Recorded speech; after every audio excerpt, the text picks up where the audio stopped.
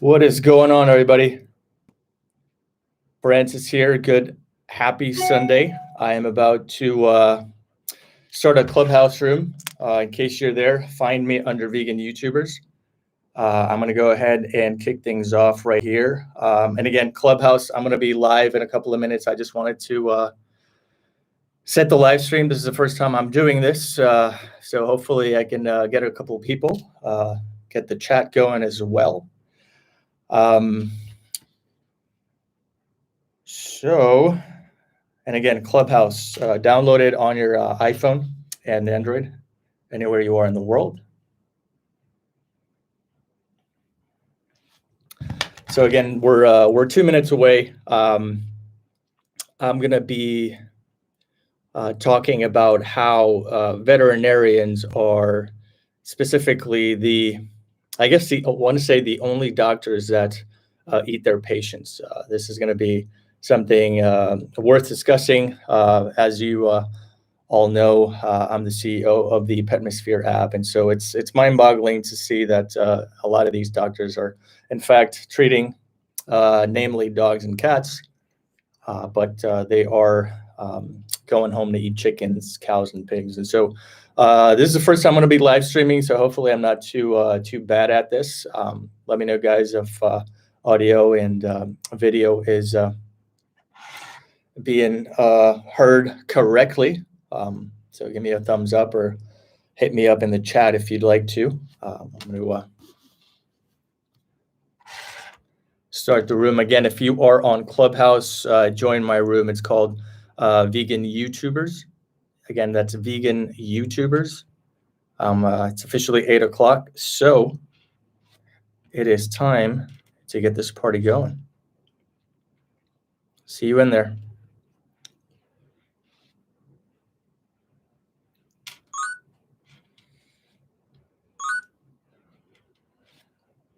What is going on, everybody? Good evening. Happy Sunday. This is here. Thank you for joining me in the first ever Clubhouse room here on Vegan YouTubers. Again, if you're new here, Vegan YouTubers is the Clubhouse room I have created in order to be able to chat about those trending topics that are dear to my heart. And veterinarians and eating patients is something that I have yet to understand, and that's going to be the topic of discussion. If you are tuning in for the first time, which according to the people downstairs, this is not the first time, so I see a lot of familiar faces. Thank you so much for the support. Again, this is my maiden voyage when it comes to moderating my very own room, first time ever. So hopefully I'm not too bad at this. I was kind of hoping I could get some notes ready, but all things considered, Sunday was a heavy day for me. It's the only day off I have from everything else. So again, if you are now tuning in, this is Vegan YouTubers. It's a room I created for all those consistent vegan content creators who are animal rights activists, environmental activists, plant-based activists, so on and so forth. So this is a sort of a Clubhouse room dedicated to providing a platform for consistent vegan content creators that are looking to expand on this beautiful platform that we have come to know as Clubhouse. This is, as you can imagine, a very addictive app, and I am happy to have a lot of faces that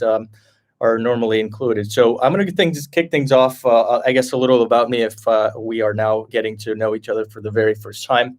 I happen to be the founder and CEO of an up-and-coming app. It's called the Patmosphere App, which is why this subject is very dear to my heart, because I'm constantly surrounded by people like Jenna down in the audience right now, who is a animal rescuer, and this is admittedly something very dear to her heart as well. And so I happen to be befuddled as to why somebody who grows up wanting to care for animals, namely cats and dogs, goes home only to throw a chicken breast on the grill and cook up some bacon in the morning, only to go back into work and be surrounded by animals that bring joy to their lives. So that's basically the topic of discussion today. As I mentioned earlier, Patmosphere is my baby. I am working really hard at it. In case you don't know it, it was founded as a result of Hurricane Maria. And for those of you who don't know, I'm currently in Puerto Rico right now, where animal homelessness is rampant. And that is why I put together the idea behind Patmosphere to empower everybody with a smartphone to be part of the solution. Let's pretend you have my app. If you haven't downloaded already, feel free to do that on patmosphere.com. It's free to download anywhere you want in the world, just like Clubhouse, iOS, and Android. Feel free to do that as we speak. Anyway, just pretend you were walking down the street and you see a beautiful stray dog that's friendly, seems to be in good condition. You take a picture of it, upload it to a live interactive map, and people like Jenna could come and be notified about it and come to their rescue. So that's basically the tip of the iceberg. And so as you can imagine, being in this field, I have come across many, many veterinarians who are specifically, trying to help me in terms of trying to solve this rampant problem. And the animals is something that I scratch my head when I go home, when I leave my animal, knowing that veterinarian is going to be going to home and cook animals. And so it's mind-boggling to me to see a discrepancy here between who they care for and who they turn around and exploit specifically. So having said that, again, this is the vegan YouTubers. I see a lot of familiar faces in the audience. I'm going to start bringing you guys up eventually. But yeah, veterinarians are technically doctors who eat their patients. And, it might be a little clickbaity. I'm not going to lie to you. But then again, I wanted to make a room where we are, I guess, not covering the sky with our hand and being raw about a very important topic, specifically for me, like I said, being surrounded by veterinarians left and right seemingly every week. And in case you're wondering, for full disclosure, you can catch a live stream of this room. Just letting you know beforehand, I am live on YouTube if you want to catch that. The link is in my bio. If you're around, feel free to swing by youtube.com/Francisco Alvarez TV. Anyway, that's definitely going to be a topic of discussion tonight. I'm sure a lot of people in the audience right now have a lot to say, and I'm going to start bringing you guys up here in a few minutes. I'm actually getting a little bit of help outside. If you can, take this opportunity, if you don't mind, to start pinging out some people. And if you get a chance, and see if we can start a conversation. If you happen to know somebody in this field, I am more than happy to have a very amicable yet very responsible debate. So if you can, do me a solid, start pinging in some people, and let's see if we can get the conversation started. So having said that, if you'd like to join me on stage and sort of chime in as far as the topic at hand, feel free to raise your hand, and I will definitely bring you up on stage, and we can go at it back and forth. Again, this is a very open-minded discussion. I want to have a big discussion about something that I guess it goes flying under the radar more often than not. I don't see a lot of the vegan activist community talking about this, and so I wanted to maybe take this opportunity to put the finger on it and call out things for what they seem.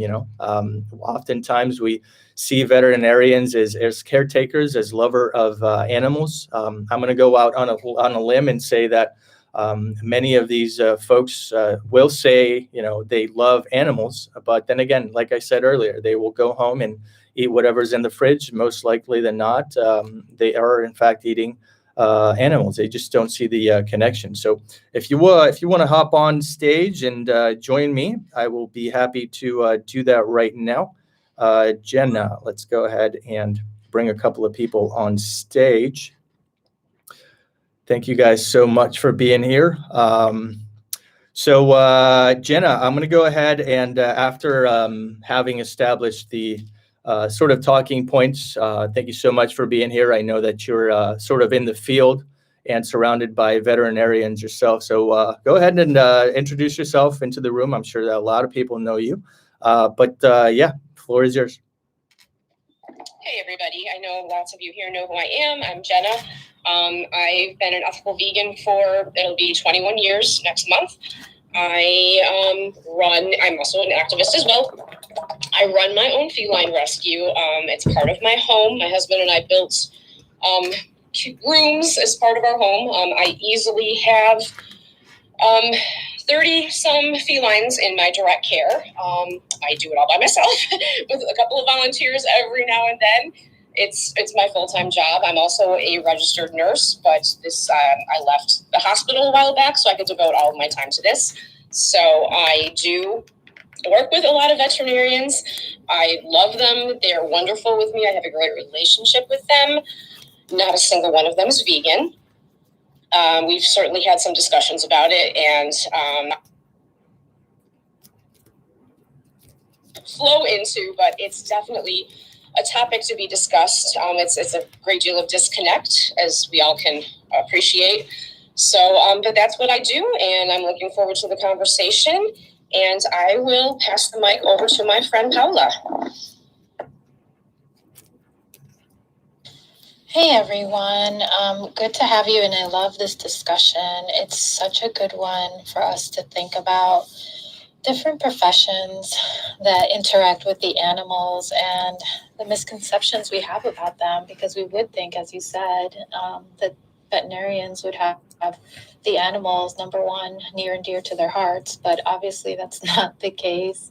And so I want to share some things about that, but I'll wait for Francis to carry on the conversation.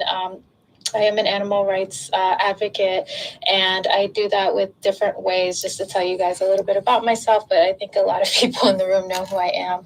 And I do a lot of street outreach, activism, for demos, health outreach, things of that nature. And so, yeah, I'll just pass it back over to Francis.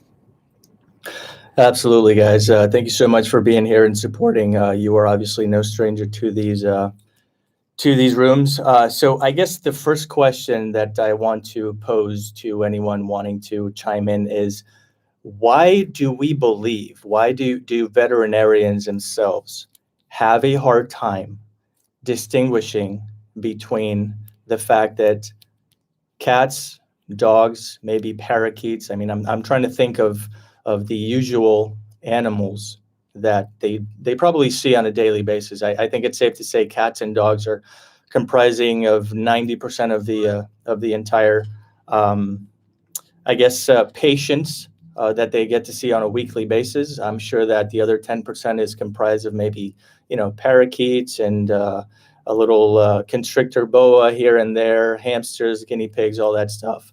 But then again, considering the fact that these are all animals that are usually not eaten in modern Western civilization, I think it's safe to say that they have a hard time distinguishing, or I guess, dare I say, separating the fact that they treat cats and dogs, whereas they eat chickens, pigs, and so on and so forth. And so I think that's true for most of society, but specifically as it pertains to a veterinarian, we're keeping in mind that these are people who are enamored by animals as a whole, because I think that whenever somebody makes a decision to aspire to be a veterinarian, they don't really think of it as ooh, I want to be able to treat cats and dogs, care for them, recommend whatever it is that they need, and go home and have mom cook me a chicken breast or a steak or eggs and bacon in the morning.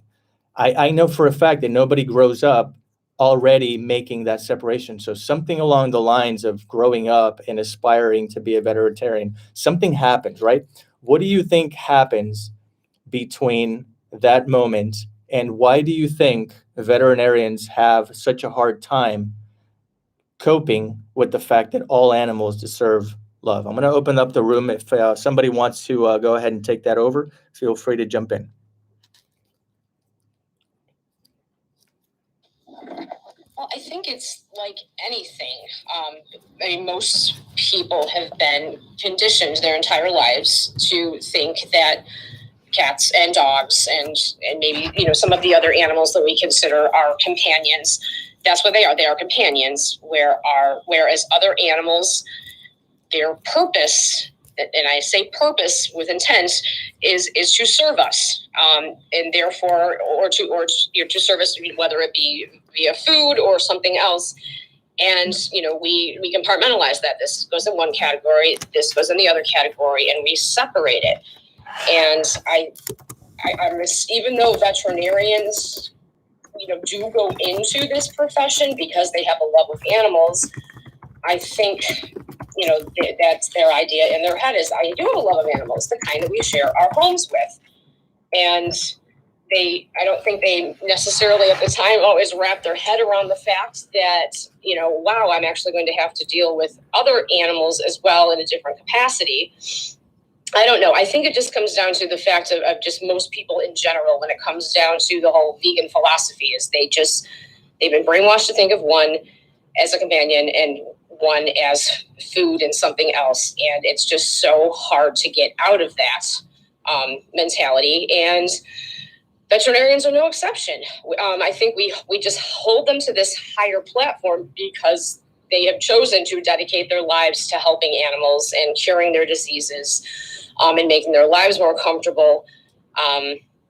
So yeah, I think they're just like everyone else. They just happen to have chosen this as their path, and we hold them to a higher standard. And that's just kind of my insight right now. Is I'm just kind of processing things in my head right now. So pardon me if I'm rambling.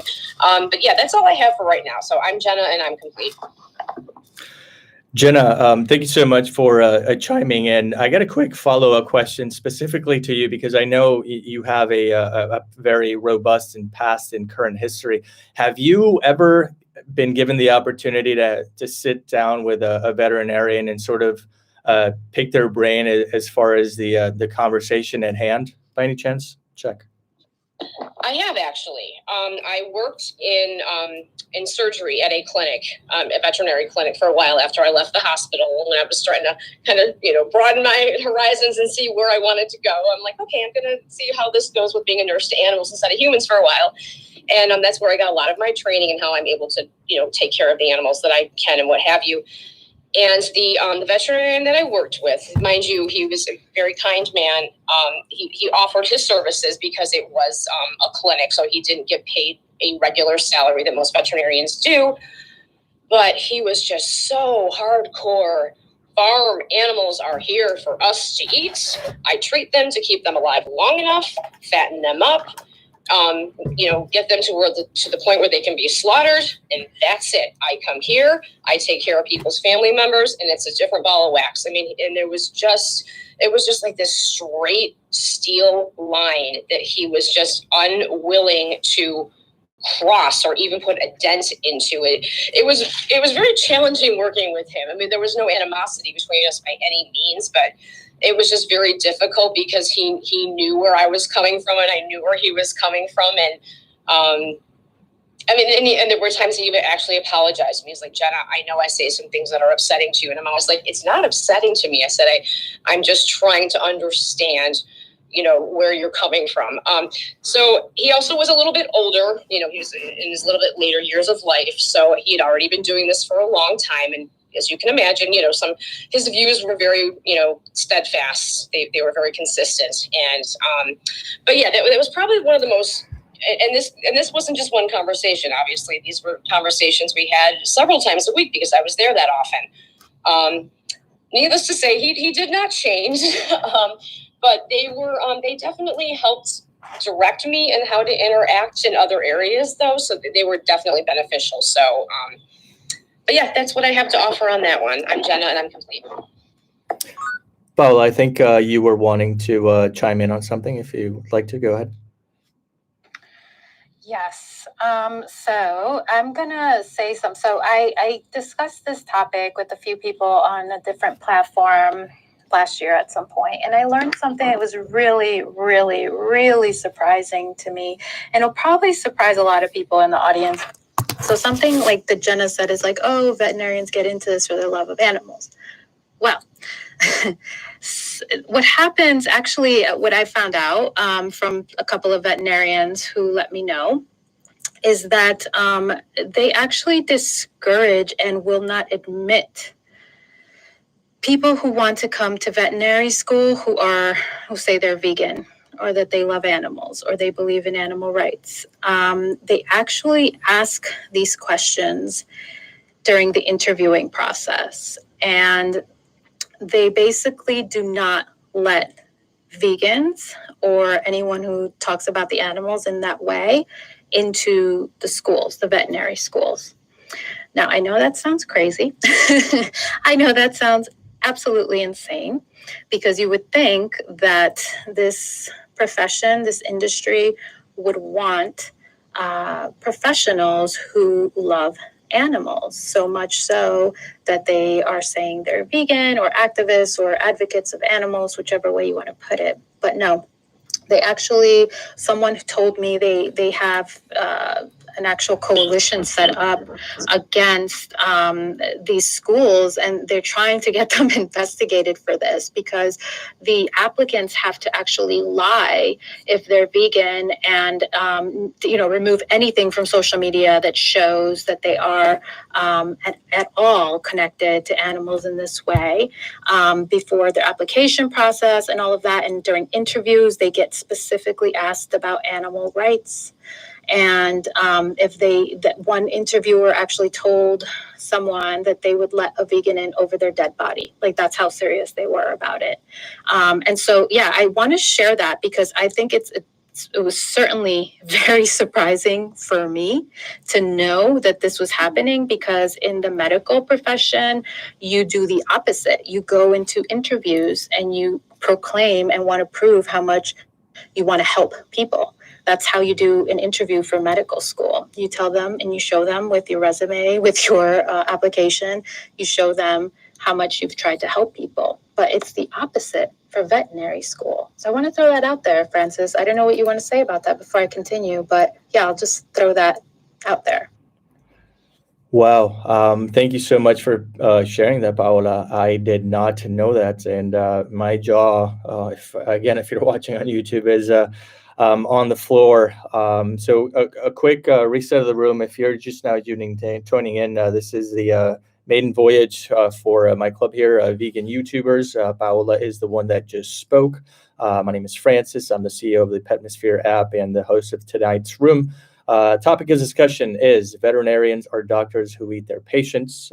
Again, like I mentioned, it's a little clickbaity, but then again, this is a topic that flies under the radar and definitely worth discussing. So, Paola, words can't express how good of an example of cognitive dissonance that is in terms of what you just shared with the room. The reason why this is such a sensitive topic for me, and again, this goes back to maybe the formative stages of our childhood, right? This is one of those questions that sort of gets asked to a child, like, what do you want to be when you grow up? And this is what tickles my fancy, if you will. Most children who say, I want to grow up to be a vet because I love animals, give that response because they are enamored by the animals that get domesticated, the animals they're constantly exposed to, which is, again, for the record of this conversation, is specifically cats and dogs and maybe a parakeet and a guinea pig, which are animals that, like I mentioned, we don't eat. And so it is very paramount to exemplify the discrepancy that lives in the many minds and hearts of veterinarians that on one side care for our loved furry friends, and like I mentioned earlier, again, go home only to cook chicken, beef, steak, and whatever the case may be. And so I want to sort of get a feel for where everyone is sitting on this conversation. I'm going to hand it over to Heidi, who was just on a call. Heidi, if you want to take over. Hi, sorry about that. Yeah. Oh yes, this subject. I was actually looking up just now, thinking of how like human doctors have to make a pledge. I don't know if you guys talked about that while I was on my call, but if not, I was Googling it, and it says that they have to take this oath just like human doctors do. And it says, like, being admitted to the profession of veterinary medicine, I solemnly swear to use my scientific knowledge and skills for the benefit of society through the protection of animal health and welfare, the prevention and relief of animal suffering, the conservation of animal resources, the promotion of public health, and the advancement of medical knowledge. So that's a mouthful. And I'm like reading that, and it kind of articulates in both ways. It like the dissonance and the hypocrisy of somebody swearing to relieve animal suffering, but in the same way, that oath starts saying, like, to use my scientific knowledge for the skills of the benefit of society. So it's more like you go into becoming a vet, not to take care of the animals, but as a means to protecting them, as a thing for really using your scientific knowledge for the benefit of society. And in that case, it's really sad, because it just shows that the whole profession itself is seen not as the welfare of them, but just like as a commodity. It just seems that oath is created in the sense of speciesism in its fullest. That just like I would become a cars professionist or something. My duty is to take care of that object to advance society somehow. Even like I have a cousin who studied environmental agriculture or something like that. And it's not about taking care of the planet. It's really how to use scientific knowledge to generate more of these commodities and just benefit our capitalist society somehow. And then in that sense, I do see how it's not really insane to see why they go into these fields. Because in most of these courses, I was looking at the different curriculums of the vet courses and stuff. And if it's not just like domesticated like pets, like cats and dogs in the Western world, but they teach them how to really forcibly impregnate and inseminate animals. And I don't know, it's just, there's just a mouthful. I think that this room could just like go on forever, just like breaking down the inconsistency of that just one paragraph of an oath. But I'm going to stop right now for the time being. Absolutely, yeah. Heidi, yeah, I think Paola tapped into that while you were away, admittedly, but it doesn't hurt to have a more in-depth a conversation about that. I think I just want to take this opportunity to sort of harp on the fact that, like I mentioned, kids growing up, they want to be vets because they're exposed to cats and dogs. They're not exposed to how, mom came about cooking eggs and bacon. They're not exposed to, chicken fried steak. They're not exposed to, chicken nuggets and where they come from. So that is why many aspire to become veterinarians growing up, only to never make the connection between the ones they care for versus the one they go home to eat. And so, again, that's the topic of discussion. We have a couple of familiar faces up in the stage, namely Shreya and Kelly. So welcome, you ladies. Shreya, I would love to have you speak. I'm going to mute myself. Hey, thanks for having me up here. I'm so glad I saw this room. In fact, this is something that I've always had in mind. I found it really weird. That's like, wait, you're a doctor and you eat your patients. And so seeing that, like, of course I knew that you folks would be on board with that same acceptance that this makes no sense. So I'm glad that I was able to hop in. So again, like exactly what Paula said, all of, like when students are applying to these schools, like they sort of express their love for animals and their care for animals. And the problem is over time, as they get through school, just, there is that need to fit in or to abide by quote unquote authority and the status quo. And eventually the people who wanted to become a vet for perfectly valid reasons, which is to actually save and help animals, end up becoming desensitized to this and get drawn into, like Heidi brought up, the capitalist mindset. And in fact, a lot of these major veterinary schools are, as you know, in, mostly agricultural areas. Like UC Davis, in fact, started off as Berkeley's agriculture program, and then they eventually branched off into their own school. And now they're one of, I think, the country's #1 veterinary school. And often students, they either end up if they go into private practice, that's great, but a lot end up in, end up getting hired by government organizations like the USDA who inspect these facilities, or they end up working in vivisection spaces where, they run the animal care facilities and all of that stuff in universities. So it would make sense that if that's where most of the funding is coming from like the government standpoint, then naturally, if one were to want to keep that revenue flow going, they wouldn't want an animal rights activist running their animal care facility at a university.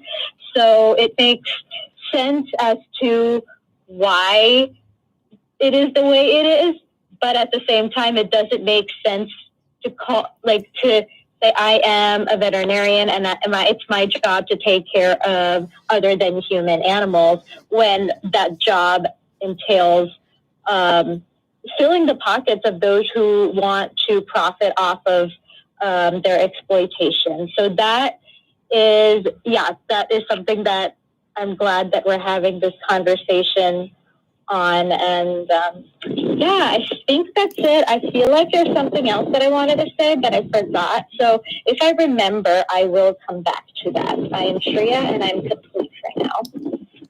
Shreya, thank you so much for your input there. I appreciate it. Oftentimes, I think it's worth mentioning that when the word veterinarian or veterinary gets uttered, we oftentimes pivot to thinking just cats and dogs and domesticated animals, where you were so diligent in bringing up the fact that there are other veterinarians who care for zoo animals and care for farm animals, and for the sole purpose of maintaining the health of these animals that get exploited on a daily basis. I think that is a very great point on your part, and I do appreciate you bringing that up. I think that's worth discussing further. So thanks again for being here, Shreya. I actually remembered what I wanted to say. Is it okay? Absolutely, yes. Please feel free. Thanks. So I just remember when Heidi brought up the oath that veterinarians have to take. Now, I've read that oath, and there's an interesting article on Sentient Media about why more veterinarians aren't vegan. So I highly recommend folks read that. It's on Sentient Media, and if you just look up, do a search, why more veterinarians aren't vegan. That it's a very it's worth the read. I think it's on point with the topic. But so when I read that oath, it's the wording is such that you can't say, "Aha, I got you." So you don't actually care about animals, or it's very weird. Like it's a vague, cleverly worded piece of writing, but it's so interesting because I like that comparison with when medical, like those who are treating human animals, their oath, it starts with to do no harm, and it's so simple, do no harm. But whereas in the veterinary oath, it's like we're twisting everyone's limb to not just to avoid saying do no harm and trying to be as diplomatic as possible to convey that, oh, do no harm conditions apply kind of thing. So I just wanted to bring out the discrepancy in these oaths that people take. So yeah, I'm sure I'm done speaking. Can I say something really fast? I just absolutely. Yes, absolutely. Go ahead. It's real quick. It's just the story I told before about not being admitted to vet school. The person who was on the admissions committee who said I would let a vegan in over my dead body was a pig producer, a pig body producer. They were breeding pigs, and he was one of the producers, and he was sitting in on the admissions. He's on the admissions committee. So that just ties in the connection of who's on these boards and committees and who's making the decisions. Correct. That's the norm, unfortunately. Yeah. Hi, this is Paige. Hey, Paige. Is it a good time for me to speak? Sure. Yes, absolutely. Go ahead. Good. I may lose you. I'm kind of on a spotty spot, but well, I heard recently about a student who's going to a school that's that is considered a pre-vet school. This person is vegan, and there's several vegetarians as well. And they slaughter animals in their program, and in order to move forward in their program, it's part of their prerequisite. What my understanding is that a lot of these students go on to become inspectors for the USDA.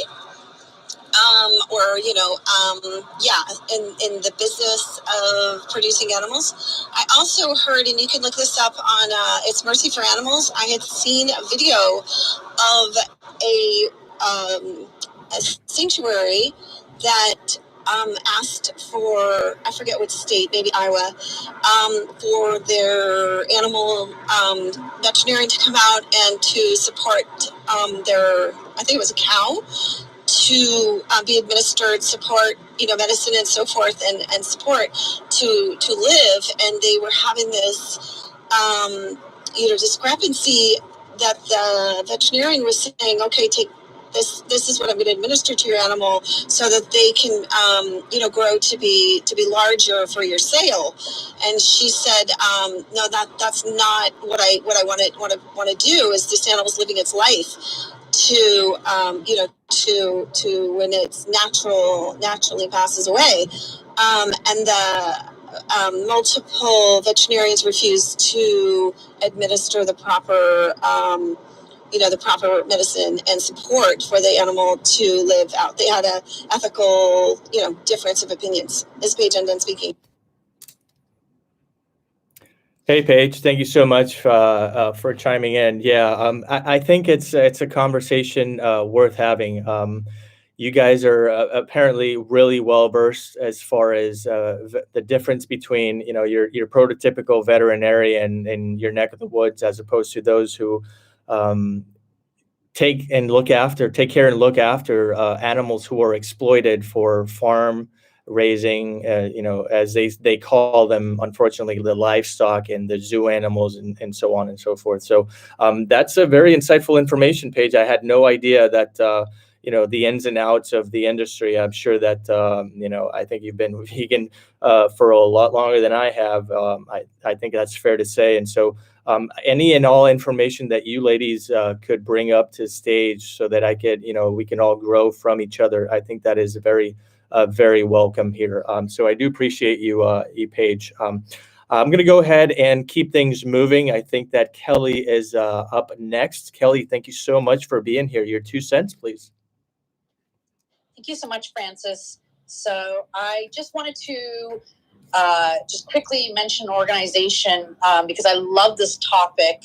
And although I don't have any direct experience in this field, it triggered a a comment that someone had watched recently on the Climate Healers, their convergence. One of the speakers that were there, she was a veterinarian, a vegan veterinarian, and she had mentioned organization, and I just Googled it because I was like, oh, I know that she, a vegan vet, and her name was Dr. Amadi May, and her organization is called the VASA. So it's a Veterinarian Association for the Protection of Animals, and it's an organization of vegan veterinarians that basically advocate for veganism and humane practices. So if anyone who maybe doesn't know this organization, maybe we should definitely give them some support, because I don't think they're especially well known, but their website is vasapet.org.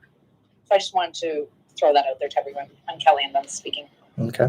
I'm going to hop on here really quick. I think Jenna just shared with me via Instagram DMs a website that I guess is extremely relevant to this conversation. Jenna, can you fill me in on this? It is ourhonor.org, as in O-R-G, O as in Oscar, R as in radio, G as in Gerald.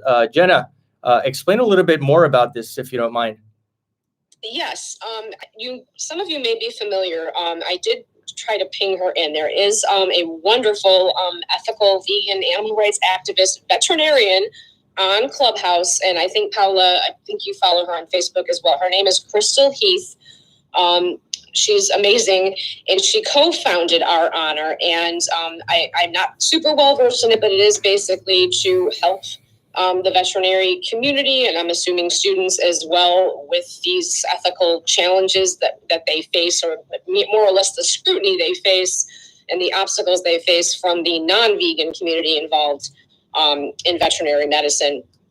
So I just wanted to share that because it is some interesting information. And Dr. Heath she's had some bad crap happen to her. She's had her name ripped through the mud in several platforms, and she just keeps coming back. She's awesome. She's involved in direct action everywhere.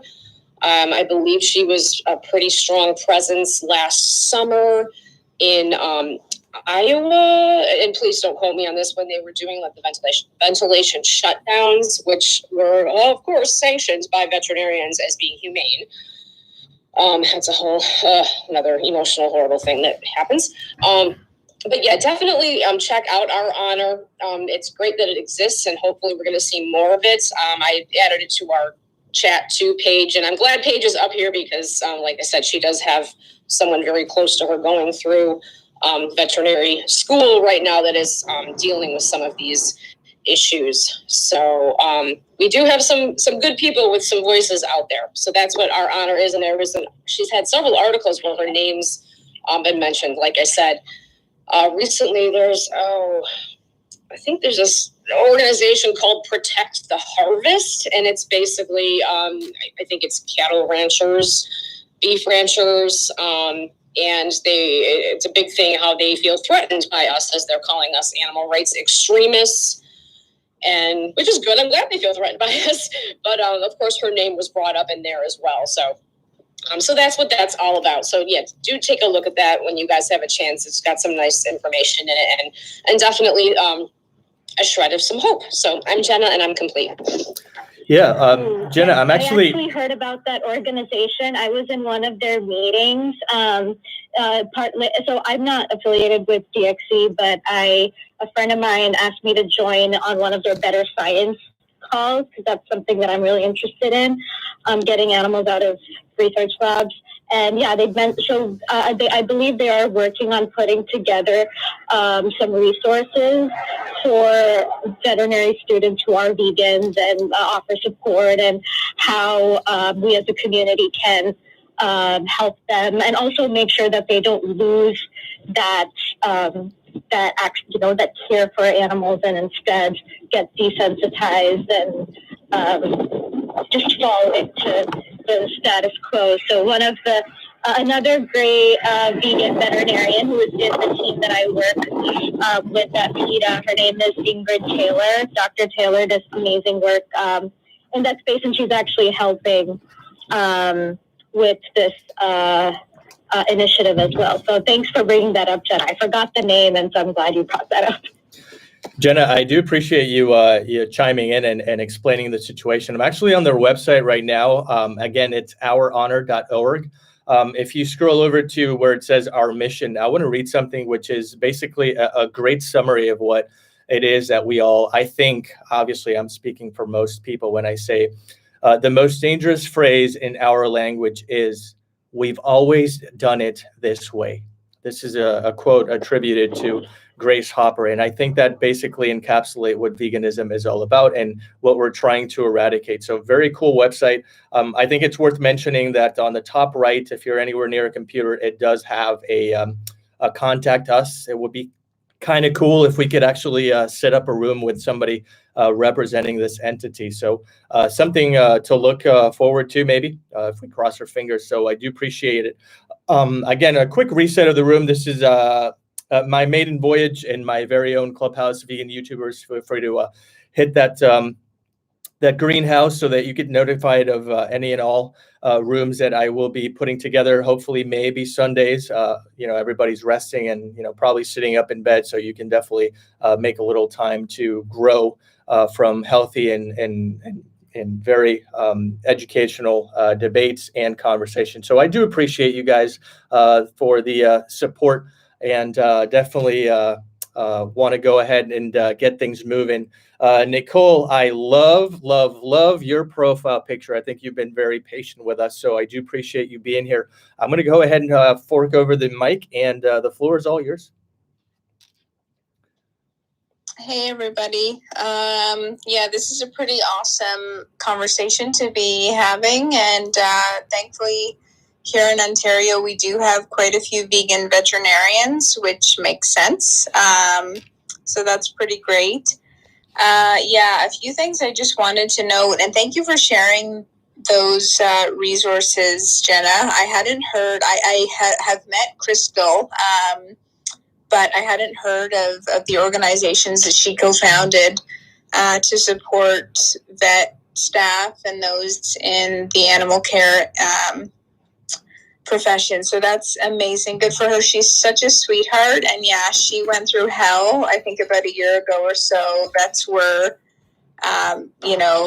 telling people not to work with her and so on. It was just so awful. And she has a heart of gold. She's so sweet and gentle. And anywho, yeah. So I'm going to be sharing out those resources. I think they're awesome. And I want people to know about them and support those groups. But yeah, it didn't really start to boggle my mind until I got more involved in activism. I never even thought when taking our cats to the vet, these folks are probably exploiting animals, whether they're eating them, wearing them, etc. It never even dawned on me, but it's very bizarre. Even trying to apply to places. So I currently work at a dog and farm animal rescue here in Ontario. And a few years ago, I tried to apply to the Toronto Humane Society. And years and years ago, they had a staff made up of animal rights activists. It was amazing. And then it got taken over by people who were very opposed to that. So I applied a few times, even went and handed my resume in just to be working with the dogs. And a few folks who told me about the history of the Humane Society said it's probably because you're an activist that they don't want you there. And, it's easy enough to look up my name and find out that I do activism.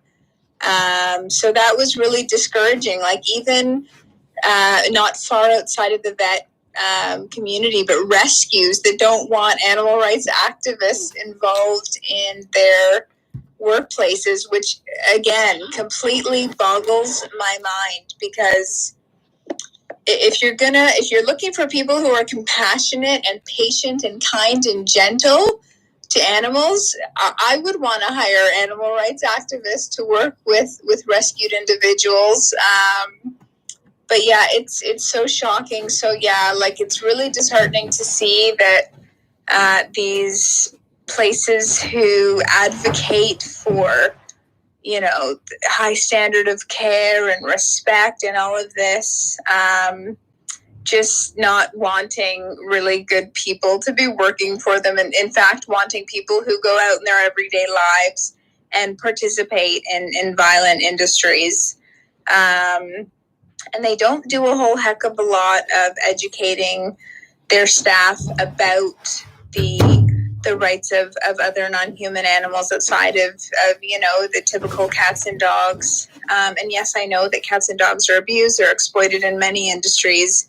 I think that many of us have, more reverence for cats and dogs because we grew up with them and so on. But it definitely goes beyond that. I know I'm kind of talking to the choir here, but in terms of a great organization who I'm not sure and again, it's not particularly pertaining to veterinarians, but there's a great initiative called Food for Thought.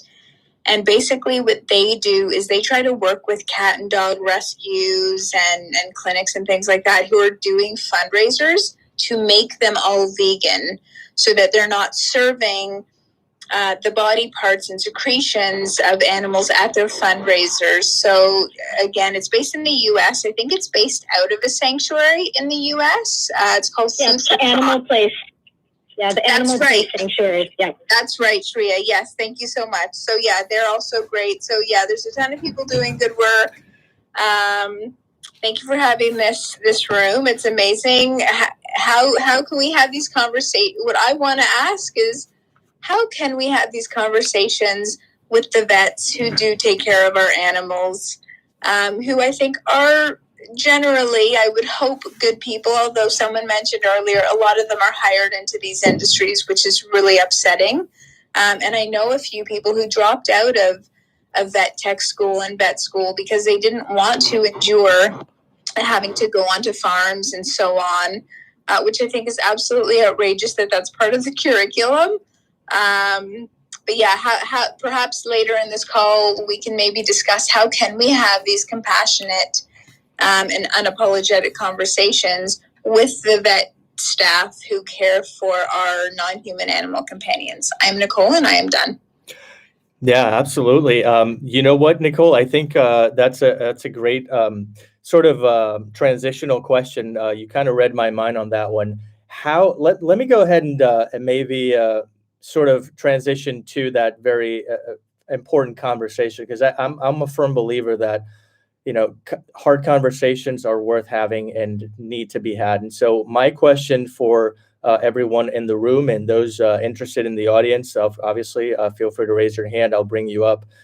What do you believe is a good initial talking point to have with a veterinarian who has been caring for animals, and quote unquote, I want to say caring for animals, 5, 10, maybe even 15 to 20 years, in order to try and convince them to see all animals with the same set of eyes? That's the question I want to pose for everyone here joining me on stage. And again, if you're in the audience and you want to answer my question, feel free to raise your hand and I will happily bring you up.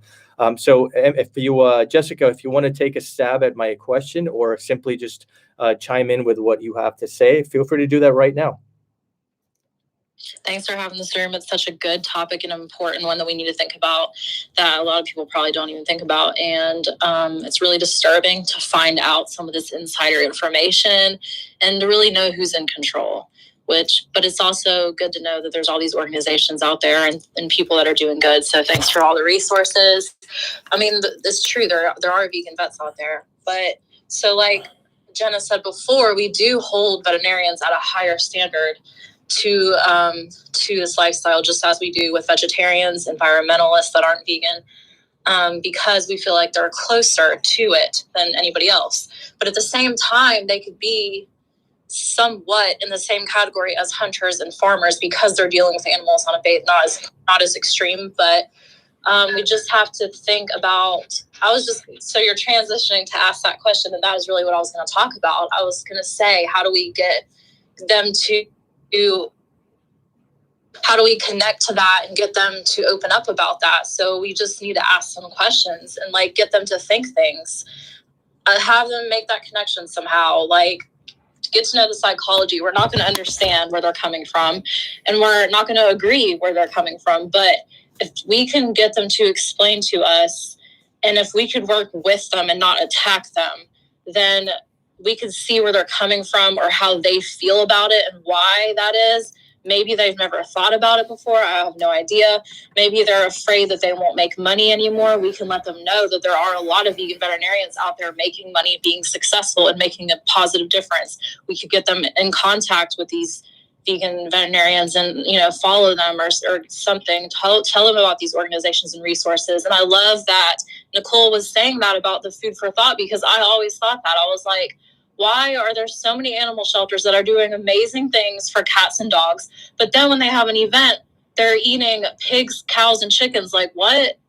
I mean, that's just, it's absurd. It's absurd, but I don't know if they see it like we do. So if we could just get into the psychology of what they're thinking and how they feel about this, maybe get them to tell us why they have these decisions and do these things, then that will get us closer.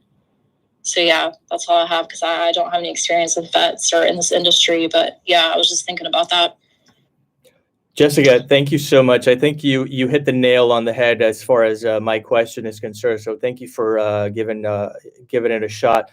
I think that you made a really good point in the sense that we want to be very careful with how we approach a conversation with a veterinarian, because we're talking about somebody who has the potential to right so many wrongs, in the sense that a lot of these people that come to them are in fact in need of their resources. And if they can be incentivized to provide sort of like a paradigm shift with how they see the animals that they care for, as well as maybe even have the conversation with the person whose patients they are taking care of.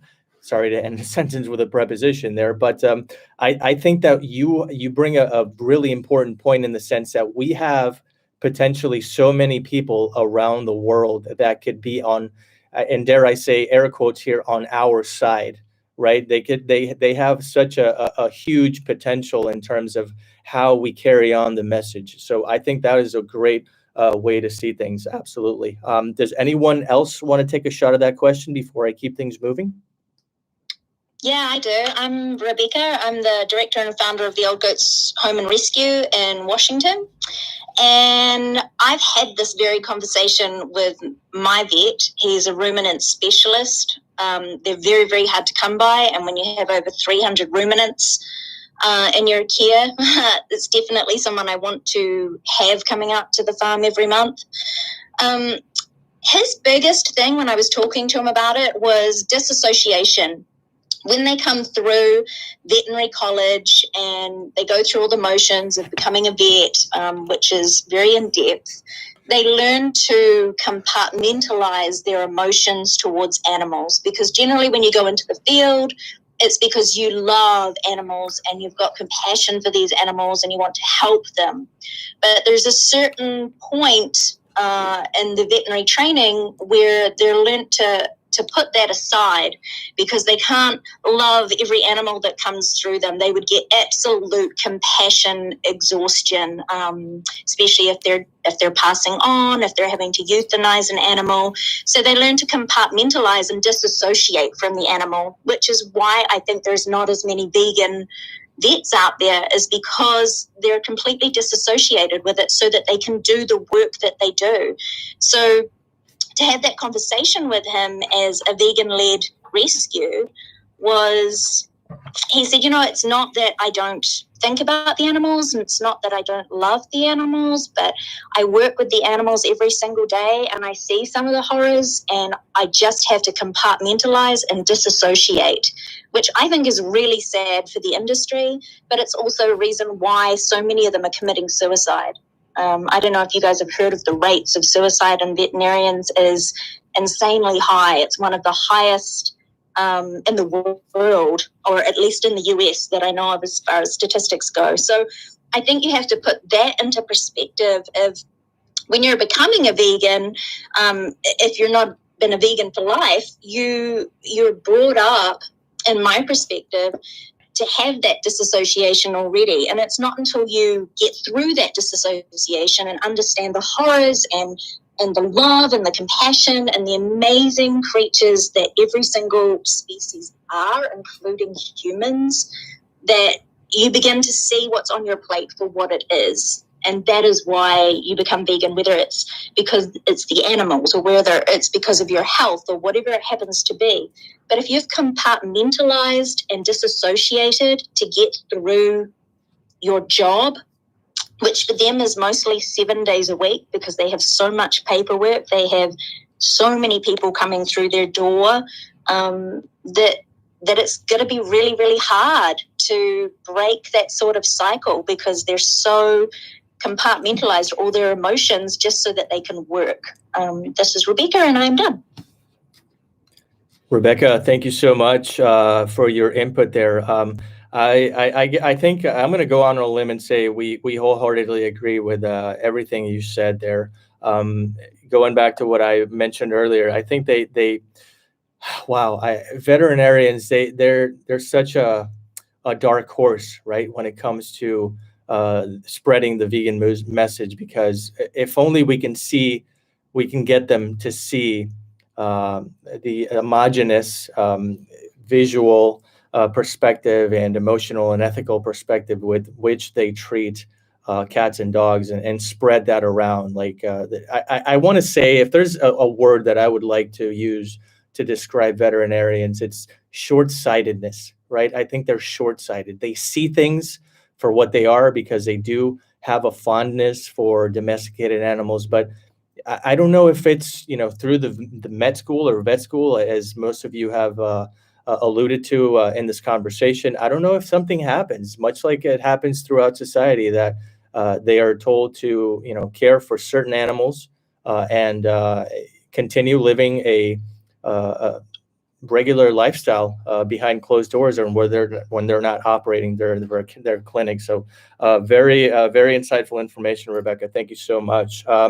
Jason, I see you. I definitely want to bring you up and see what you have to say. Go ahead. Yes, thank you. I think Rebecca said it perfectly. Just that whole disassociation that occurs. I witnessed it myself firsthand, more in the medical field, working at Kaiser Permanente for over a decade. I noticed the same thing happens with all of these nurses and doctors and PAs and all the way down the line. The same exact thing happens where, they come in caring so wholeheartedly about the patients, wanting to do so much. And it seems like it's almost through the training that they go through, that exhaustion where they're just beaten down, working insane hours, that they just kind of lose sight a little bit of, what the real objective was and what put them on that path in the first place. And that's very unfortunate. And I just wanted to share a little instance of how I was able to kind of just start the conversation with a couple veterinarians. I have a little micro sanctuary here, and in taking chickens a couple times to I've visited two different veterinarians for some care, and they were both shocked at the the rear end of the birds that I would bring in. And I didn't quite make the connection at first until because they were birds that were rescued, from off of a slaughterhouse truck. And so these were birds that have lived past their death day. And unfortunately, because the condition that these birds are in, they are unable to perch. And the veterinarians had never witnessed birds like this before, so they could not understand how come these birds, as much as I try to care for them and clean the areas, they just have, a messy rear end. And, I try my best to care for them and keep them clean, but no matter what I do, it's just not enough because they sleep in the dirt, or now, they even sleep up on a raised platform, but they just always still end up messy. And I had to explain to this one vet, why, they were experiencing that. And I was worried for a while because I thought that they may actually, try to turn me in for not caring for, for her properly. Until I explained to him what the reason was, and that because of the way that she was bred to just consume, and not actually be able to just ever relax. If there's food out, she will eat it. And so because of this, and because of the ways that these animals have been exploited, she is not able to do the basic things that most other chickens would do, most other hens would do, which is perch up in a tree or on a stick in their coop, however you prepare it for them. And so just sharing with this veterinarian that, it really opened his eyes to the way that, these animals are being exploited. And it helped me actually kind of find a pathway to present it in a way that wasn't so, accusatory or just as abrasive as I generally would come about a conversation. So thank you, Francis, for holding this discussion, and thank you everyone for joining. This is Jay, and just thank you. I'm done. Thank you so much. Hey, Jason, just a thing for your chicken. We have 35 out of an egg factory, and the best thing you can do for them is put them on sand. The sand helps take away all the poop from around their bottoms and around their vents, and it seems to create a longer lasting, thriving kind of life, the best that they can get, if that's a hint for you. Yes, thank you. I have tried that, but Catherine, the one rescue that I still am caring for, she just does not care to be in the sand at all. But I thank you for sharing that. I may try it again. Have you tried putting them on the perch? Because out of the 35 that we rescued, around 32 of them will actually perch now, but it took about a week of putting them up every night on a lower perch to enable them to do that and to get the message that they don't have to be on the ground anymore. Yeah, I have. Thank you. I will be more persistent. I appreciate you letting me know that just through the persistence, that it may be that she may latch on. It's interesting because I do have some very low perches right above, because I was hoping that would work, but because of her size, she just really is unable to stay very long up on there. But I will be more persistent. I thank you for your input, Rebecca. Try they call them 4x2s in New Zealand. I think it's a 2x4. It's slightly wider than a normal chicken perch, and that seems to have helped our heavier girls as well. Okay, excellent. Thank you. Yeah, I have various sizes. I actually do have some 2x4s and different things. Oh, you're a legend chicken killer. Well, I'm just learning, and it was one of the most fun building experiments that myself, my son, and another amazing animal rights activist and liberator, Tyler, helped me construct here in my yard. So, but I appreciate the input. Thank you. I will be more persistent. Hey, Francis, can I bring something up? Absolutely. Yeah, I was just about to pivot, but yeah, go ahead, Paige. Well, it's not about the chicken, so maybe this is the pivot.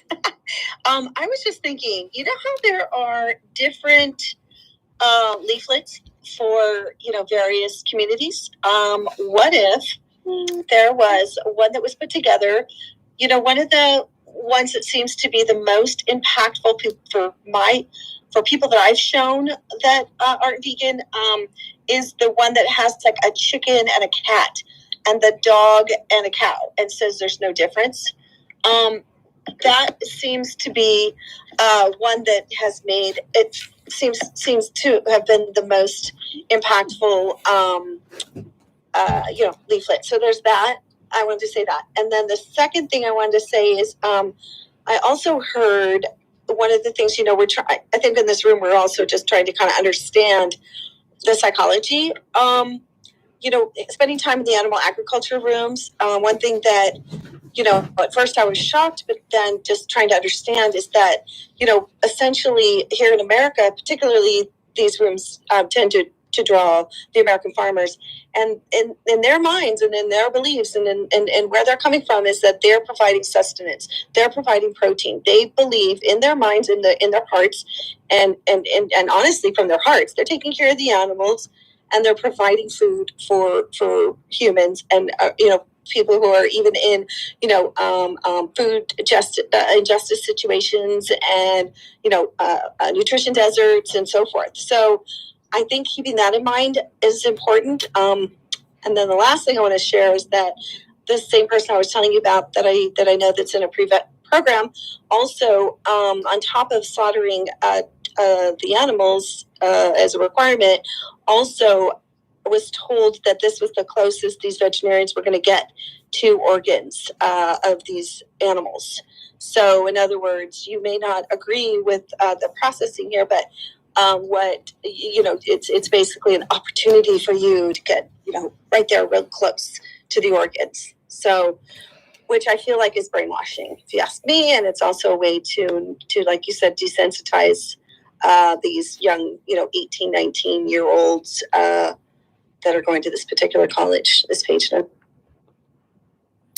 Absolutely, Paige. That's actually not a bad pivot. Thank you for bringing that up. I'm going to reset the room really quick. You are now tuning into Vegan YouTubers. This is a platform that I created for folks like myself who are constantly creating vegan content. Feel free to check mine out at Francisco Alvarez TV. And again, if you are on the stage and in the audience and you want to chime in and sort of give yourself a shout out quickly about what kind of content you put out on social media, things of that nature, that is exactly why I created this room, so we can grow our platforms. And today it's a little, here and there, but it's a little pungent. Veterinarians or doctors who eat their patients. It's a little out there, but then again, I am a little out there, a lot out there actually. And so we're talking about something that, like I've been mentioning a couple of times now, it sort of flies under the radar because we don't really, hold veterinarians as accountable as your average Joe out there. And so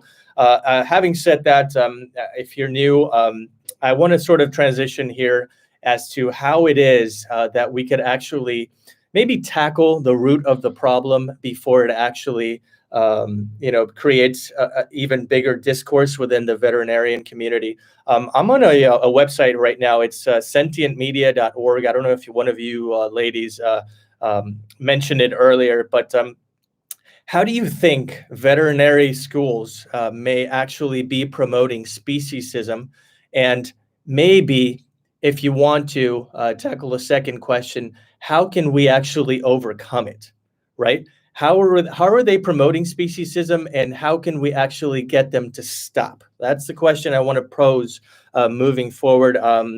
That's food for thought, no pun intended. I'm going to hand over the mic to Dana, who has been brought up on stage. Dana, thank you so much for being here. Your 2 cents, please. Hi, thank you, Francis. So that's a heck of a question, because I believe from just what I've heard being said in different rooms that brought the subject up, is in veterinary schools, they don't want people with big hearts caring about all farm animals and all animals in general. because they want them to be doctors, where the doctors are taught to have distance, an emotional distance from their patients and not to become attached. So for them, it behooves them to promote speciesism. It behooves them to promote that there are two sets of animals, the ones that you eat and the ones that you have as pets. I think I would expect there would be a fear among the veterinary schools that if they taught about carnism and they taught about speciesism, and they taught about the fact that these are all sentient beings with lives and families, and they care about their babies that they're born that are taken away, that will take away from the doctors that they're releasing from their schools. And I think, and I could just imagine, this is just my thoughts, I can imagine there may be some people who would not work in certain areas, such as the USDA, to put the rubber stamp on shutting off ventilations in animal houses to kill them as humane, or being a vet who works in slaughterhouses or factory farms. Yeah, there may be, but I think at the end of the day, it would behoove them all to have a bigger heart and to actually understand that these are beings. And I think that we would just raise a crop of veterinarians, or just to be kind and to understand. I think that would bring on systemic change from that end in getting the laws changed to have more humane treatment of animals. I mean, right now I'm going over to supermarkets and taking pictures of chicken breasts with white striping. And I'm working with the Humane League to just depict animal abuse within the factories, which is obvious when you see these white stripes on the chicken breasts, as one method. But for the vets and the veterinary schools, it has to come from within for this change to happen. And when that change does happen, it will just benefit the animals in ways that we can never imagine. Thank you. This is Dana, and I'm done. Dana, I definitely mirror your sentiments. Thank you so much for your input. It's greatly appreciated. Again, if you happen to, by any chance whatsoever, meet somebody or know somebody that actually is a vet and is looking to maybe have a tough conversation with a bunch of vegans who think all animals are kind, feel free to ping him in right now. I think we're going to go for another maybe 45 minutes. I don't know where you are, but it's 9:15 my time here in Puerto Rico, Eastern Standard Time. So having said that, again, the question right now is, how do you think, these vet tech communities and, veterinarian medicine sort of brainwashed to have these med students separate domestic versus farm?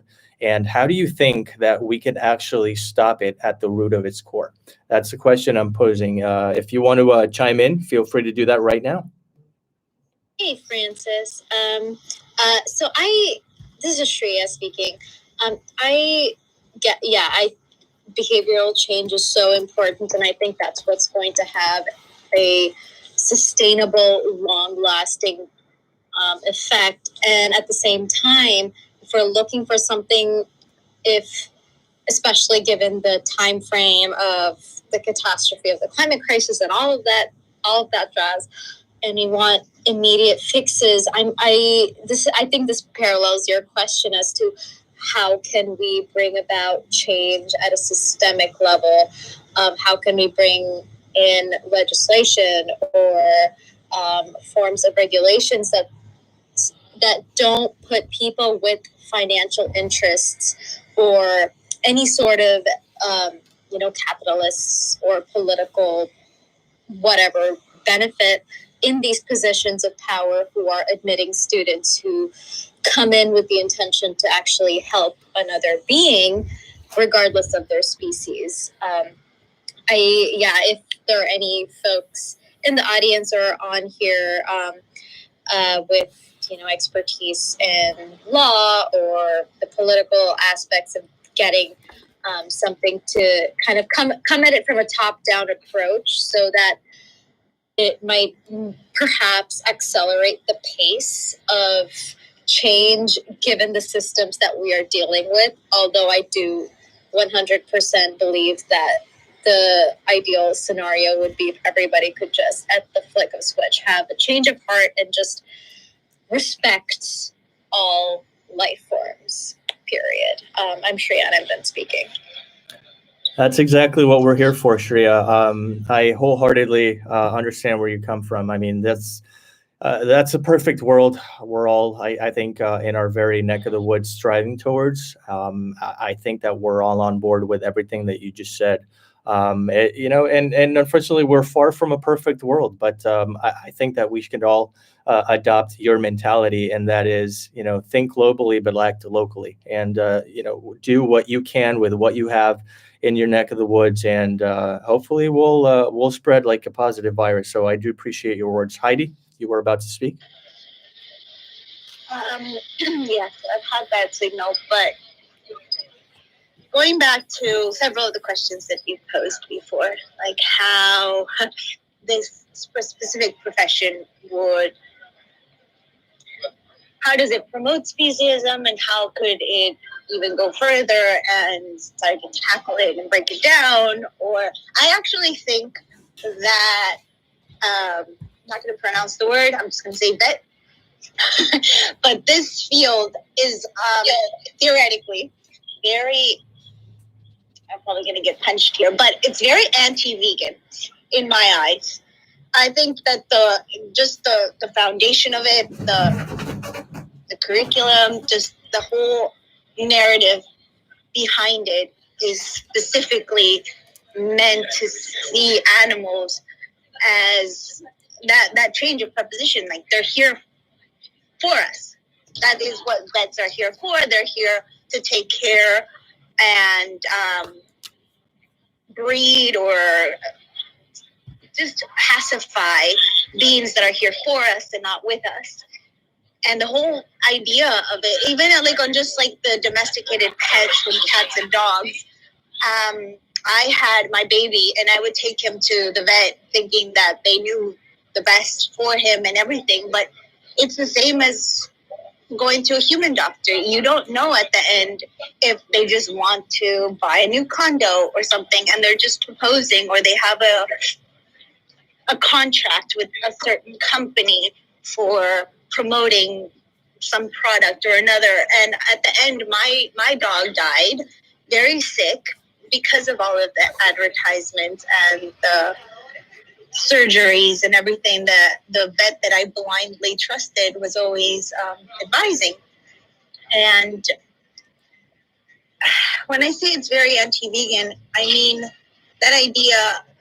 I have one friend in Sweden that she was a veterinarian, and when she went vegan, she actually stopped her profession because she told me that she was just tired of seeing how humans bring in their dogs that they say that they love so much, or their cats, with just infections in their ears, or how they just have them really as like toys and little companies.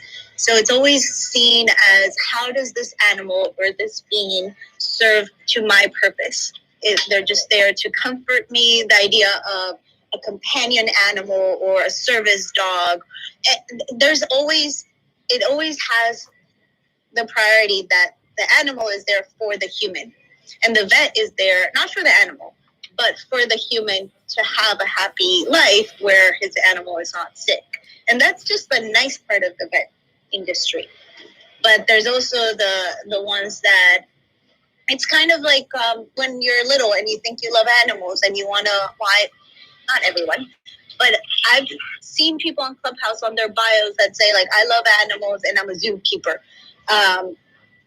They just think that, like, when you're a little child, you love animals and you want to go to the zoo and see them, but it's the same idea. You're there because they're there to entertain you, to make you feel fuzzy and cute. Obviously, you're not going to take your children to a slaughterhouse, but you are taking them to a prison because there's that narrative that animals are here for us all the time.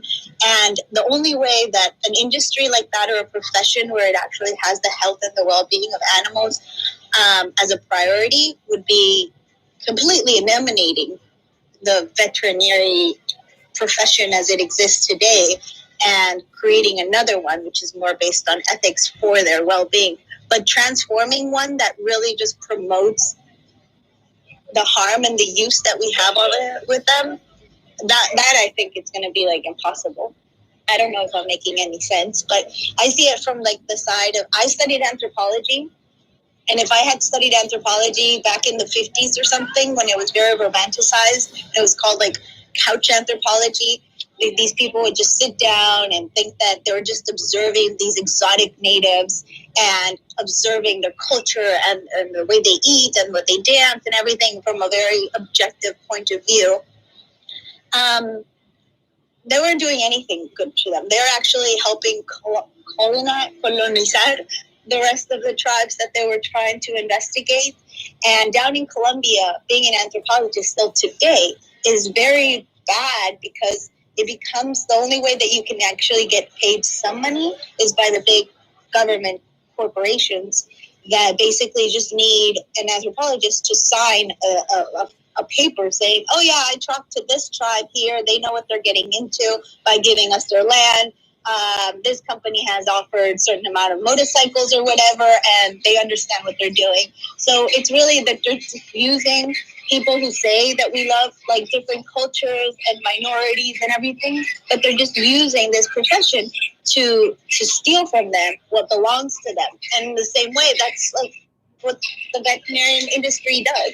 It's just how do we use these animals to keep happy the humans that come and pay us our good money to keep them on antibiotics or giving them toys. And anyways, I'm done speaking, but I don't think that speciesism would ever be tackled through that industry because that's one of the industries that promotes it the most. So, and how I would talk to a vet, a question doing outreach, I would really just have to ask why they became that in the first place. Because if it's really for their true love of animals, then there's an outreach there to be done, conversation. But if it's really just, I like the money and I could have just studied any other thing that I could utilize, then there's just no point of giving somebody morals. But yeah, with that, I'm done. Heidi, I was that. Oh my gosh. I love that you said that. Spares me the extra few breaths of saying I was going to engage in a conversation and be like, oh, why are you a vet? So I'm glad that you brought that up. Anyway, I have to bounce off. So I just wanted to say thank you for this space. This was incredible. I am so grateful that you folks are here to let me vent a lot of my internal frustration. So thank you all. Keep doing all the fantastic work, and I will see you all soon. Take care. Absolutely. Thank you so much for being here, Shreya. Heidi, I have detected no lies as to what you said. I agree with you 100%.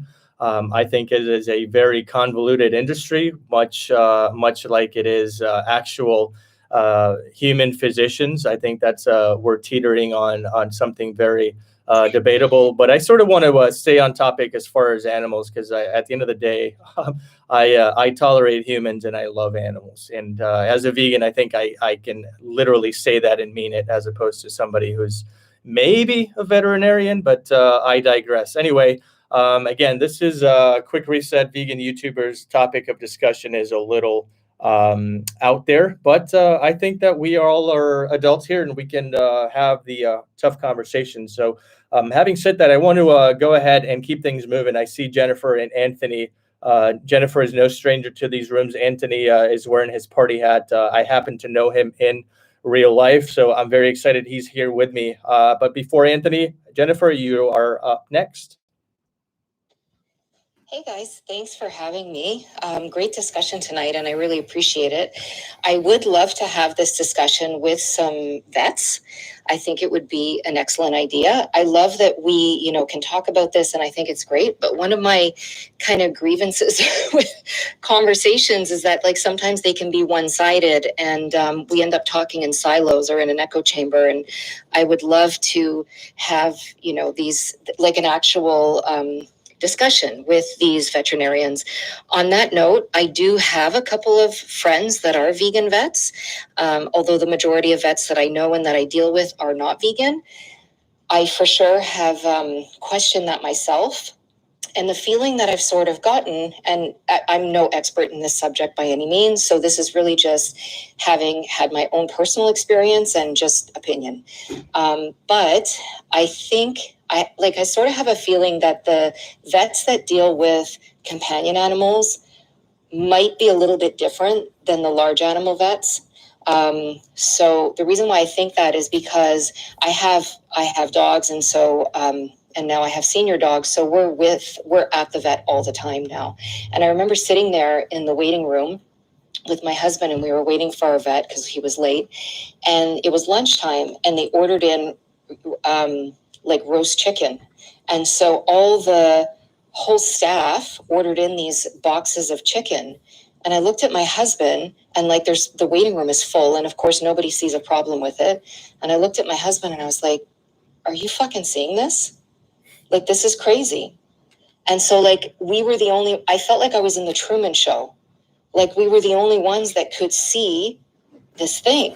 And I was like, this is nuts.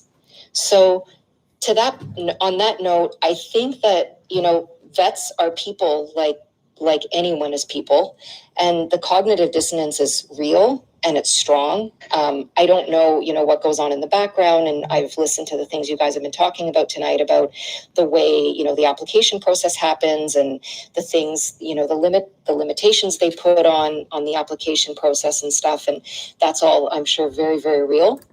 But just in terms of cognitive dissonance, I think, they're no different from regular people. We have discussions and debates with people all the time. And I think it's Heidi who said it. People have in their bios, they're like, I farm animals because I love animals, or I farm livestock because I love animals. And you're like, what? That's so backwards. So that's the first thing. But the other thing is I work a lot in farm animal rescue, and I have to deal a lot with large animal vets, and we only have one large animal hospital here, and it's the school also for the large animal vets. So it's actually a really weird place. Like, the energy there is really weird, and I have to go there quite a bit. And it's in a rural area where all the farms are, but where all the factory farms are. And I feel really weird going there and visiting, the cow that I have to, that is in my care. And I walk by all the other cows that I know are not there for that reason, because they're not part of a sanctuary. And the vets there, like, they just have no idea. And I have a feeling that this is not based on any kind of, real knowledge or anything. It's just a feeling that maybe the school is funded by the animal agriculture industry, because even the vets that we have to bring out to the farm for the animal sanctuary, they're all livestock vets. Like, there's no vets that treat sanctuary animals. They're all livestock vets. And so we even have to be careful in the way we speak to them and the questions we ask, because the way that they want to treat our animals is the way they would treat livestock, and which is not great. Everything from castration to, treating diseases or wanting to put them down. They want to put them down quickly. And so we have to be super nice and super gentle, and we have to play the game. And it's just a really whole weird dynamic. So I feel like there's something else going on there with the large animal vets. But I'll finish up now. And the last thing I want to mention, you guys talked about how we can have these conversations with them or kind of help to nudge them in the right direction. So I haven't figured out a way to do that, because like I said, I feel like I've got to play the game and talk the talk with them, but to keep them on our side. But what I do is when I go to the hospital to make visits to the animals, I bring vegan donuts because everyone likes donuts, of course. And I make a point and I'm like, there's no animals in these donuts. Like, these are vegan donuts, so they're healthy and they're cruelty free. And I actually like say that as I hand them to everybody. So I feed everybody, with these vegan sweets and stuff. And then all the receptionists, all the techs at Christmas, they get, I have a vegan skincare and beauty product business also. So they all get vegan and cruelty-free products. And I'd say the same thing. I'm like, oh, you're going to love this, this lipstick. It's vegan and cruelty-free. No animals were harmed in the making of these products. So I just kind of push it that way in their face and hope that the gifting kind of opens them up to the way I see things. So that's what I wanted to say. Thanks for having me. I'm done speaking. Absolutely, Jennifer. I think it's a wonderful way to obviously get somebody who's not a member of this community at least have their eyes open through their stomach. You can't beat that. Nothing beats a vegan donut, in my opinion. So your efforts, in this community will definitely not go unnoticed. I think that's a great way to get this conversation going, and a great anecdote. Absolutely, Paola, you want to chime in? I see you unmuting.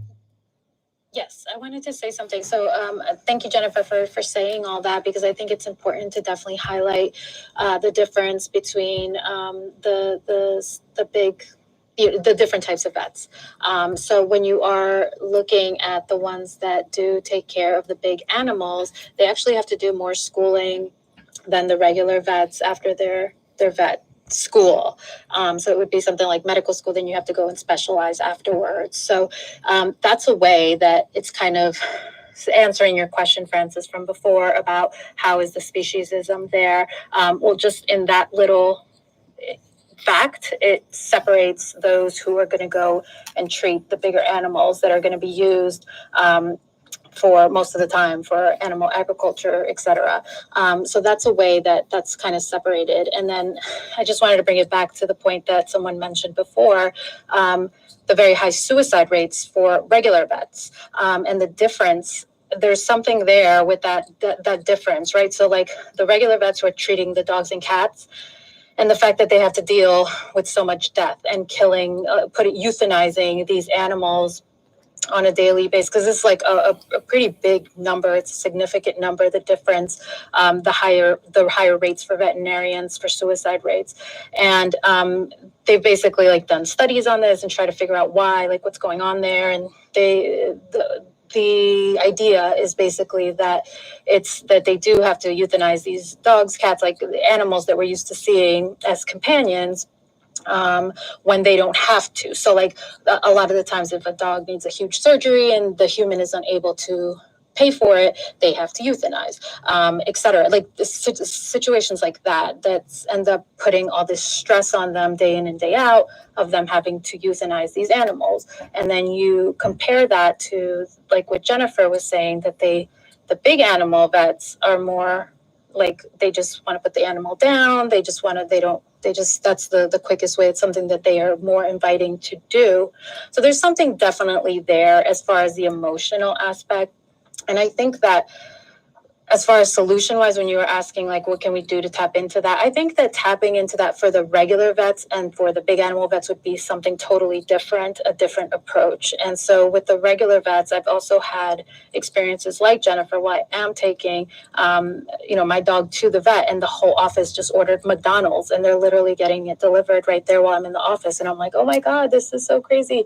And so dealing with that situation, maybe tapping into that whole realm where there is this obvious issue with suicide rates and there's some kind of emotional tap in there that we might be able to look at a little bit closer in order to form some kind of relationship of trying to rescue, trying to support, trying to provide some kind of relationship with them in order to try to help them make that connection with other animals as well. But something like that, I don't think would work for the big animal vets because like of the things that I was saying before. So I just want to throw that out there and just see. But anyway, I just wanted to mention those things. Thanks. Appreciate you, Paola. Thank you so much, guys. I'm having tons of fun. I know this isn't an easy topic of discussion. more so when I'm going to go out on a limb and say a lot of us are pet owners. It's kind of tough to have to by choice, by maybe even by obligation, to take our pooches and our kitties over to a person that we know is going to turn around and go home and eat chicken and bacon. So again, tough conversation to have, but one that definitely needed to be had. Thanks for that additional comment there, Paola. Appreciate you wholeheartedly. I'm bringing up some second more conversations, people up onto the stage. I'm going to take this opportunity to welcome one of my closest vegan activists here on the island, Anthony. I definitely don't want to steal your thunder, so take it away, man. Unmute yourself. Hi, I want to thank everybody for all the comments around the room. Can you hear me? First time I'm using this. Absolutely, yeah, absolutely. It's all yours. All right. Yeah. So, I've been like in and out, but I've been listening to the majority of the comments. So I don't know if there's anything I can say that hasn't been already said. But my experience has been right before I, became vegan. I worked with a holistic vet. And I remember when I was starting to make my transition, so before I became vegan, I was like learning about like food and like, the atrocities that happen and all that stuff, especially in the pet food industry. And so I didn't want to feed my dog this like food that's, just horrible, where they treat the animals horribly. So anyway, so we had this conversation with my vet. And so he decided that he was going to, he was in the process of developing a raw dog food, which I became a distributor of. And, that was like his answer to, the atrocities of the pet food industry. So it's like no different than, when, the grass-fed movement, they're like, oh, factory farming has to stop, has to end, but we'll just do it in a nicer fashion. And so that's how this vet answered that problem. Then when I became vegan, right, then things shifted, right? I obviously didn't distribute his food anymore. And, we had like, our visits were quite different. It was like he kept trying to explain to me that, this is just how it's supposed to be. And, we're defying the laws of nature by not allowing dogs their carnivorous roots. It got to a point where, at one point he didn't want to see me anymore. He actually was like, if you keep defying what I'm telling you, he's like, you're gonna have to find another vet because you can't keep coming here. Me knowing what I know, it's like you're causing harm. It was like he was telling me like I'm gonna have to like turn you in like Child Protective Services. And that was a reality. And yeah, we stopped. I stopped working with him because he basically refused to see my dog. And my dog was doing fine, mind you. There was nothing wrong with my dog. There were some things that he was doing right. He also didn't believe in vaccination, so he was doing this thing called titers. And so, I would go in for the titers, but he would do the yearly, and nothing was wrong with my dog. But for somehow, some way, he just couldn't bear the fact that I was feeding my dog, that I was vegan, and I was basically forcing my dog to be something that it's not, that it should not be. I say this, I share this with you folks because I feel that the problem that we're having is that we have people that we have put on pedestals that their ego has completely gone out of control. They're acting like gods. And so we're having a difficult time, having a conversation with someone that thinks or believes they're in a belief system that they're right. And us other folk that don't have this training have no right or can't have a say in the matter. So it becomes very difficult. I'm not trying to poo-poo the conversation. We absolutely have to have this conversation. We have to enlist other vets that are vegan, that are doing, have gone against the grain, because they're the ones that need to speak out to their colleagues, and because it's just such a difficult, I see this in my work here, or anywhere really, when we're talking to people about, animal rights, it's just like this wall that's up. And I just see it with veterinarians. I mean, their wall is really up and it's thick because they just, their holier than thou attitude really creates it's a difficult belief system to dismantle. That's just my 2 cents. Thank you for letting me share. Absolutely, Anthony. I'm beyond excited that you're here, man. For those of you who don't know Anthony, I want to give him a shout out here. He is the director of one of the most well-renowned vegan houses here in Puerto Rico. So he's brand new. You can see his party hat. I would love for you to give him a follow and show some support. He's doing great things in our neck of the woods. Again, here he's here with me in Puerto Rico. So he's doing really cool things. I appreciate the chiming in, Anthony. And again, no lies detected as far as everything you just said. Thanks for being here. All right, guys. So again, a quick reset. Maybe if things don't heat up a bit, we're going to go at least some 15 minutes more. Again, if you're new here, this is my Clubhouse room. Again, it's titled Vegan YouTubers. If you love what you're hearing and you love your fellow stage speakers and audience members, feel free to hit that green house. I would love to have you in future rooms. Maybe we can do a Sunday night again next week. How's that? Flash your mics if you're interested. Anyway, I'm going to go ahead and keep things moving to Julian. Love your profile picture there. The floor is all yours. Hello, ladies and gentlemen. Good to see you. I love all the vegan activism here. I'll be quick. I have some wonderful ideas I'd love to share. I work in a lot of animal shelters with veterinarians who are vegetarian often, and in Asia, mostly in Nepal or India. I'm back in the States right now working on a vegan dog food and cat food type of thing. Just not to get out of control, I would like some ideas before I get off of what flavors and what kind of things.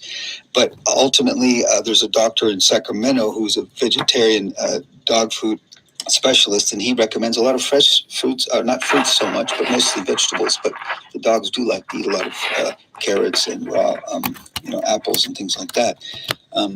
So just to keep that on the back burner. A couple other things. I think we have to take it, as Anthony was pointing out, into our own hands as much as possible. And the other lady was speaking about, seeing all the chicken, meat inside there. Why should we take our holy gods, dogs spelled backwards, gods, I guess you could say, into these places where they're, where they're going to be, there's all this death and destruction, and actually it's the ill intent of a lot of them that, just like Anthony was saying, the ego, we're feeding their egos that they think they're so tough. Well, I'll tell you one thing. I had some friends that even took this medicine I'll tell you about. That it's very cheap. You can make it yourself. And it's not recommended, but my friend had COVID twice. He took it and he got free from it. Not to say that you should do that, but that we do this to the animals, the cow sanctuaries I work with in Asia, as we give them a type of MMS. It was a NASA scientist discovered this. His name's Jim Humble. You can look up his website. I would send you the book for free, but now they're charging, and there's a way they're copywriting it, so we can't send it out anymore. It's called MMS or jimhummel.org. And like I say, he helped a lot of people recover from malaria. Around the world, millions of people have taken this, and mostly for animals, what I'm thinking. So we don't have to talk about people, but I think, like, you know, we should focus on feeding our animals. And like a lot of times we have like our horse gets like, we don't know what they're lying down with. We don't know what they've had, too much dry hay or something, and you just give them a papaya or a bunch of apples, and that usually cleans them out. You don't need to call a vet for a lot of these things. You know, intestinal blockages happen a lot because of the heaviness in the dried dog foods and everything like that. So try to get them more fiber. And if you like aminos, just take Bragg's or something. Cats apparently need a certain type of, I forget the names of the tea, a type of amino acid that's not in Bragg's maybe, that you might have to get separately for cats. But I feed cats on my website. You can see I have a link on my Enviro Diet YouTube channel where cats are loving the vegan diet. I have a picture, I should post it, with 3 cats sitting on my lap, and we just feed them vegan food. They just go crazy. They just seeing us eating. We give them so much love and care in Nepal that they're happy with the French fries. They're happy with the coconut cream. They actually go crazy for it. And so they eat, rice, and we make what's called a khichdi, which is a mixture of rice, beans, and vegetables. It's a one thing, and then if they like nutritional yeast for the vitamin B's in it, it helps the animals as much. We're animals, they're animals. We all get along, with the same food a lot of times. So anyway, I don't know if I have any more things I want to comment about right now. So if there is a way, so this kills, this MMS kills 96% of all bacterial infections, and stops a lot of, fixes a lot of viruses, cancers, and so many things about that too. So you might want to just, trust it. If you put a lot of good vibrations, there's an amazing doctor too. I just want to let you know about. She's an Indian or a Nepali spiritual person, but when she talks about vibration, I've never had a piece of chicken my whole life. I just put a video that went viral just a few days ago on my Enviro Diet YouTube channel. You can see I've never hit a woman, and I'm going to update it, and my wife's going to testify, and my daughter, my mother, everybody can. I've never had a piece of meat because I've never wanted to. Let's say this. I can't say that because there's probably been eggs inside of cakes that I didn't want to hurt people's feelings. They offered me at their birthday party or something. I never wanted. Just say I have a new word. It's called a veganarian, a person who wants to be a vegan every single second. And this is good for kids because we give classes in Asia to kids. Dr. Salish Rao and Dr. Clapper are also working with me, giving classes to these youth in Asia, no pun intended, because we're getting away with the youth. We're telling them in their schools, in their classrooms, that they should eat a plant-based diet and that they can help their health. And we have the translated in Hindi and Nepali, all these, What the Health and the Cowspiracy documentary. And I'm getting off a little track here, but I just wanted to just share that, that the kids can change much easier than you're trying to change these adults who are debating whether or not they have the right to eat meat. It's forget it. No, let's go back to Asia. That's why I've moved back into a temple, and but I never thought I would do again, and just try to get people from a religious point of view to be the easiest ones to change, because they know that they shouldn't hurt a flea if they can avoid it, according to Buddhism, Hinduism, Jainism. And so I've kind of moved. I just came back to Salt Lake here to live in a temple and work on this vegan sausage and vegan dog food. So thanks for listening. Any comments, criticisms, or flavors, suggestions? Like I said, we shouldn't have all dog food. You should always mix in some rice. And we used to have we had a cat that lived 24 years, and I remember giving her, and it was cottage cheese and lots of millet, and just putting a little soy sauce. They just like a kind of a seaweed type flavor, a lot of the animals for some reason. So any questions, criticisms, or suggestions? Absolutely, Julian. Thank you so much. That's a great tidbit of information.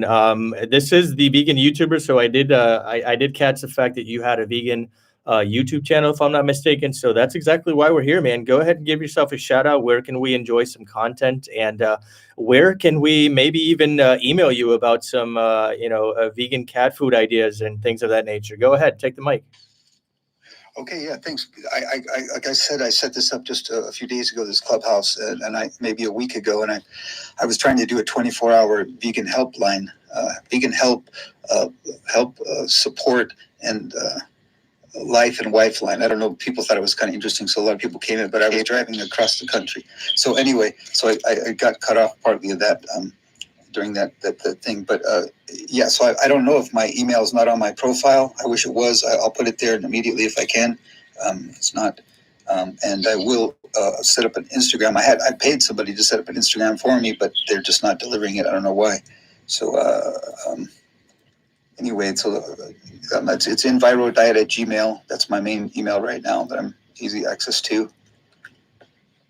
And if there's anything else, I guess 10 million cows at Gmail is another email. It's my website too. If you get onto it's a website, Gaia Guardians.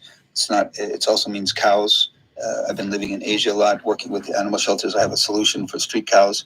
And anybody would like to work with me on that too. I really can't go there right now because of the COVID situation. But a really simple solution. It's a nomad cow sanctuary under the protection of animal lovers. Instead of going to all these cow sanctuaries, a lot of times I went on television a number of times, and one places that I tried to help use the manure and urine and get the cows out of the sanctuary so they could fertilize the lands around there, and that was part of the sanctuary, 750 acres in Rajasthan. And basically the next year I was invited back to speak because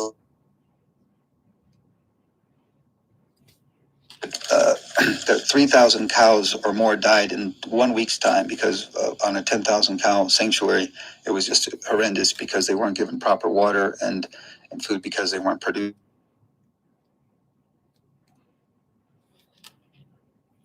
Hey, in the next few days. Sorry. It's okay, Julian. You were cutting in and out, but it's okay. I thank you for prompting us with that info. I think you're doing a phenomenal job in your neck of the woods. I noticed that you're in the States, but hopefully things die down and you can get back to Nepal and that region and continue doing your work. So congrats and kudos. Thank you so much for being here. I'm going to go ahead and get things moving here. And if I butcher your name, I do apologize. Is it Malak? Dare I say Malak? Thank you so much for being here. You're welcome.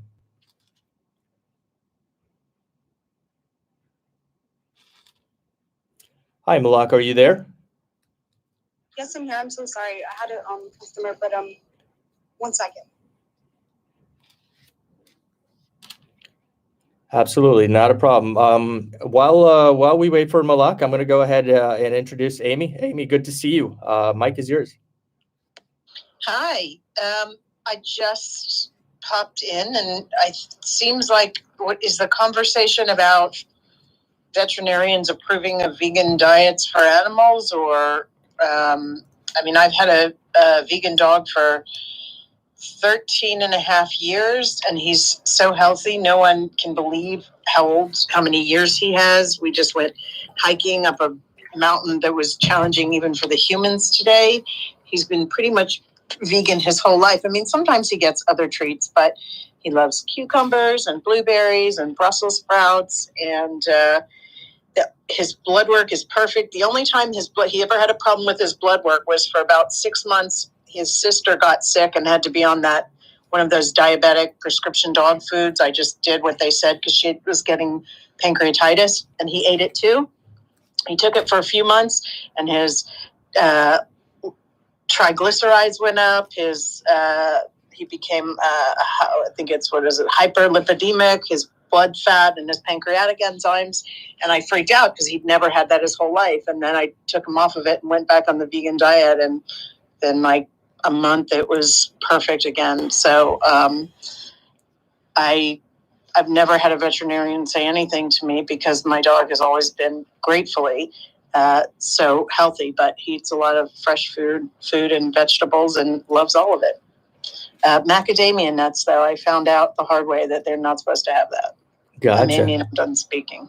All right, Amy. Yeah, you did, in fact, catch us speaking a little bit about, the dog food. And I think, admittedly, we strayed away from the original content, which is obviously the title of this room, right? Veterinarians are, in fact, doctors who eat their patients. And I know it's a little clickbaity, but at the end of the day, vets do, in fact, care for the standard cats, dogs, and parakeets and guinea pigs, and then go home and fry some steak and throw some chicken on the grill, so on and so forth. So the base and the foundation for tonight's conversation is that of why are veterinarians self-proclaimed animal lovers, but then behind closed doors proceed to, sponsor animal cruelty, which is, at the very least ironic in vegans' eyes, right? So that's sort of the topic of discussion tonight. Again, if you're just now tuning in, feel free to hit that greenhouse so that you can chime into our rooms called the Vegan YouTubers. If you have a vegan YouTube channel, or if you're a consistent channel creator, that's actually one of the rules here in the room. So if you come on stage, give yourself a good 10-second shout out. Let us know where your channel is located or your content creation is located, and we'll be happy to help you grow your platform. Anyway, I think Ananta, I hope I'm getting that right. It's your turn. Thank you. Thank you, Francis. And actually, I'm from Nepal.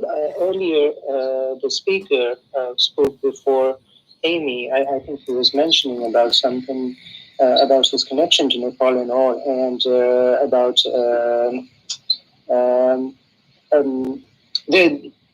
I actually wanted to get connected to him, but unfortunately, I think he's already left, and I'm fairly new to Clubhouse, so I don't know how it actually works. But I had a question, actually. I have it's been a while. I have been taking care of a cat. It's actually a stray cat, and because of lockdown, I'm now at my home, and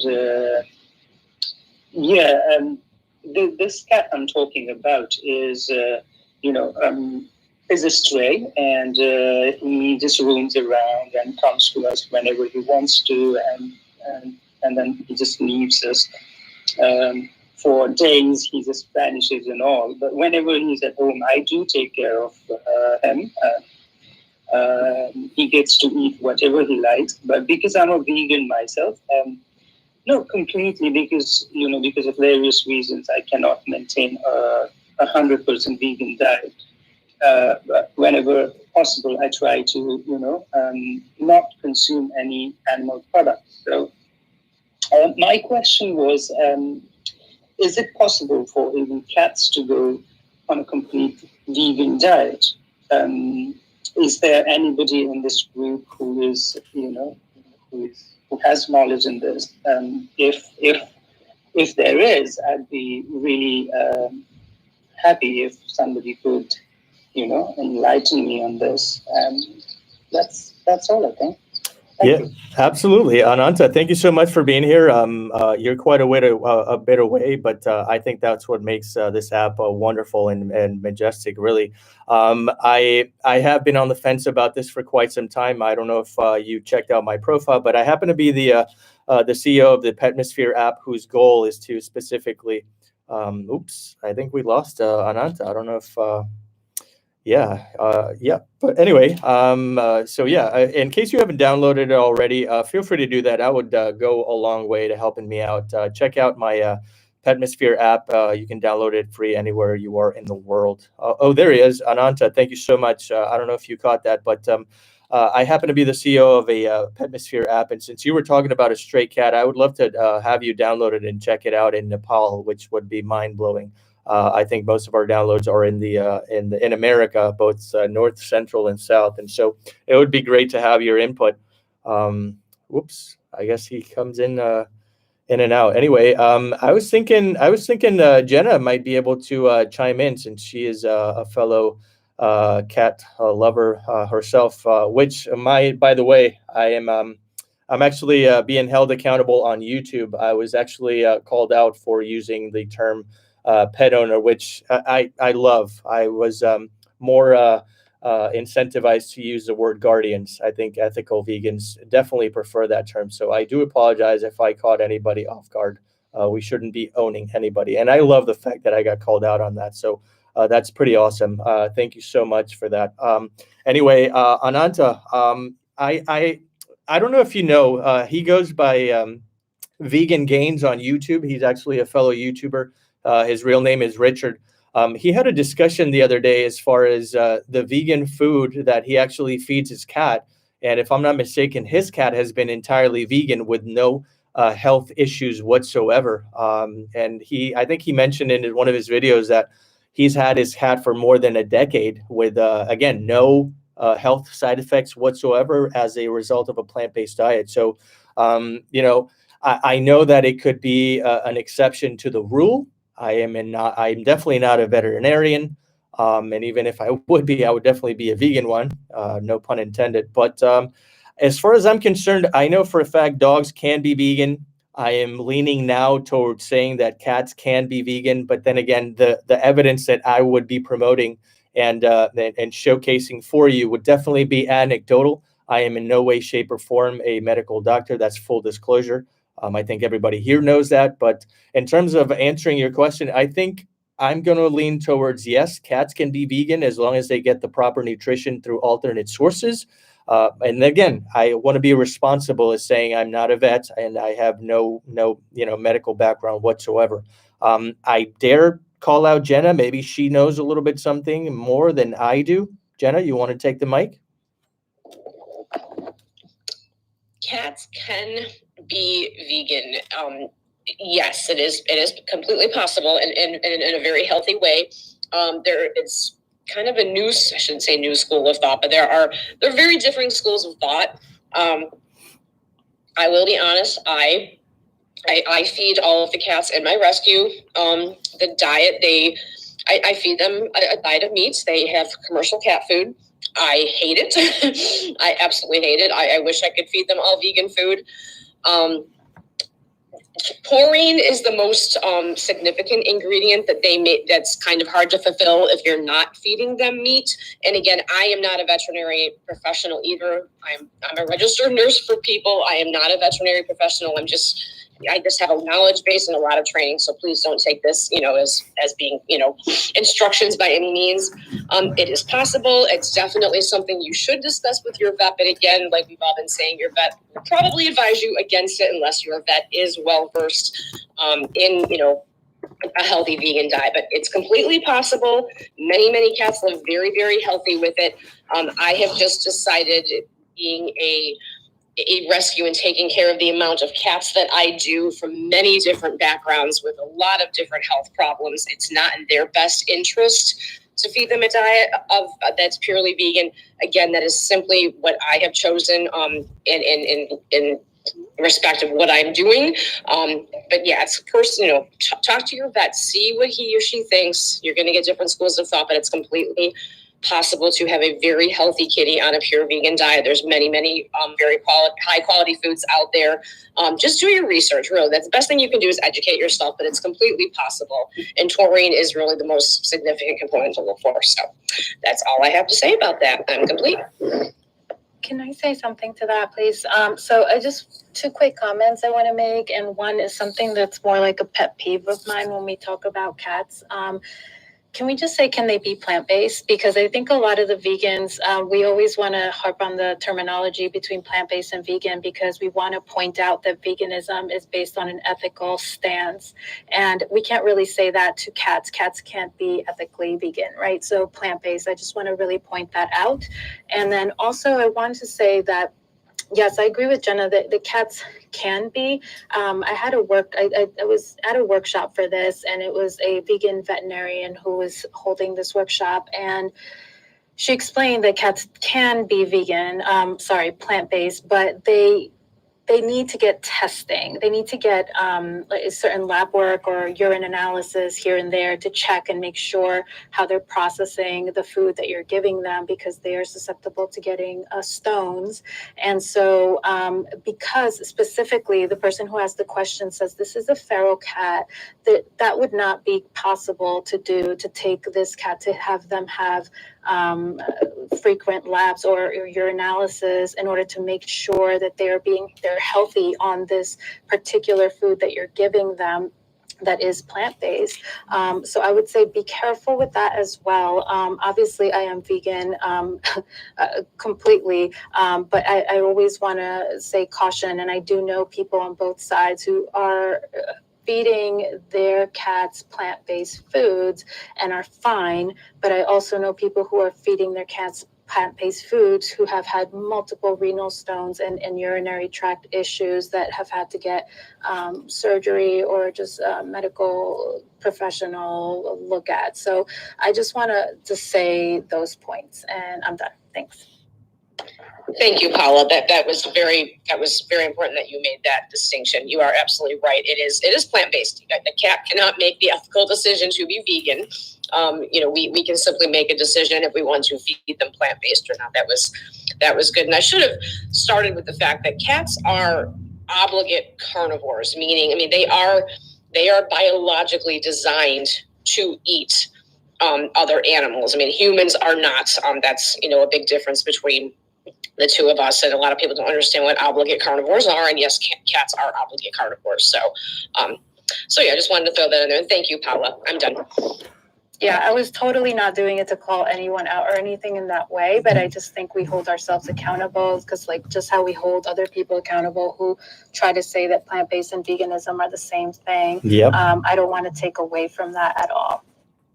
Yeah, absolutely. No, you beat me to it, Paula. I was actually going to go on the record as thanking you. I think we should all hold each other accountable. We should call each other out.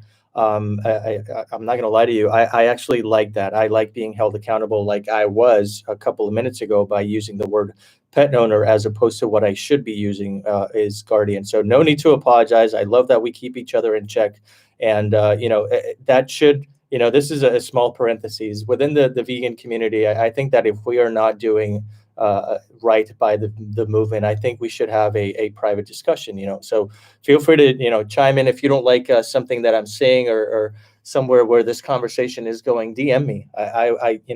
You can only see it as a hit to your ego versus a growth of a conversation. So thank you, Paula. I appreciate that.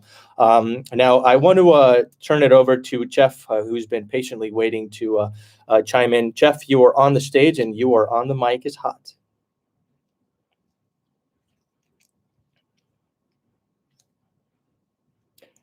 Hey, Jeff, are you there? Mic is all yours. I'm not seeing a Jeff on the stage. Do you guys not see a green apple, Chef? Oh, Chef. I thought you said Jeff. Sorry. Yeah. Is he there by any chance, Chef? Okay, I'm here. Sorry, guys. It's okay. Hi. Hi, how are you guys doing? How is everyone doing this evening? Good. Floor is all yours.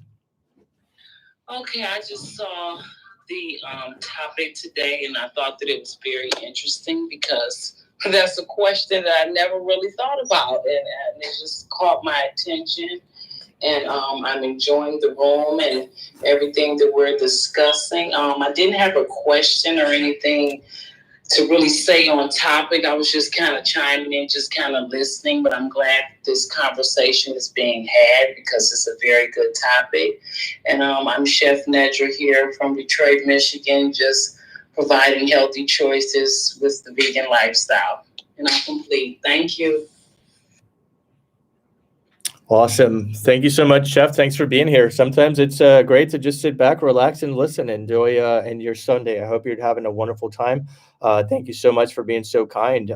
Again, full disclosure, I'm actually live on my YouTube channel. Obviously, this is the Vegan YouTubers. I do have my own channel in case you're wondering what kind of content I put out there. Definitely activism, minimalism, and I'm starting to kick back on some vegan rants as well as some vegan food reviews. So if that sounds like you're interested, feel free to check it out. It's on my profile right here on Clubhouse. Anyway, I'm happy to join forces with Justin. He and I have connected recently, and I'm happy he's here on stage. Justin, what's going on, man? Hi, everybody. So happy to be here and share the space with you, Francis, so much. Thank you so much. And the title totally caught my attention. Veterinarians are doctors who eat their patients. Yeah, sorry, not sorry. I don't have a question. I appreciate I came in when, Paula. That's great. It's Paula. You can say Paula. That's easier. Paula, thank you so much. Yeah, I appreciate that. That's perfect. Yeah, you said it perfectly. Yeah, I sincerely appreciate the distinction between vegan and plant-based. I got into this journey 11 years ago, plant-based for health, and been vegan for quite some time. So happy to share this space with everybody. And Francis, doing a great job moderating. And to your point, I think that being held accountable and respectful challenging is absolutely necessary. We need to realize that as vegans ourselves. Majority of us were not born vegan. We made that choice, we made that decision, and it's important to know that we are also going to be respectfully challenged along the way, and it's just as important for us to accept that as we hold other people to accept that. So very grateful to be here and see a bunch of friendly faces. Paige, lots of friendly faces. Jessica. This is Justin. I'm done for now. Thanks.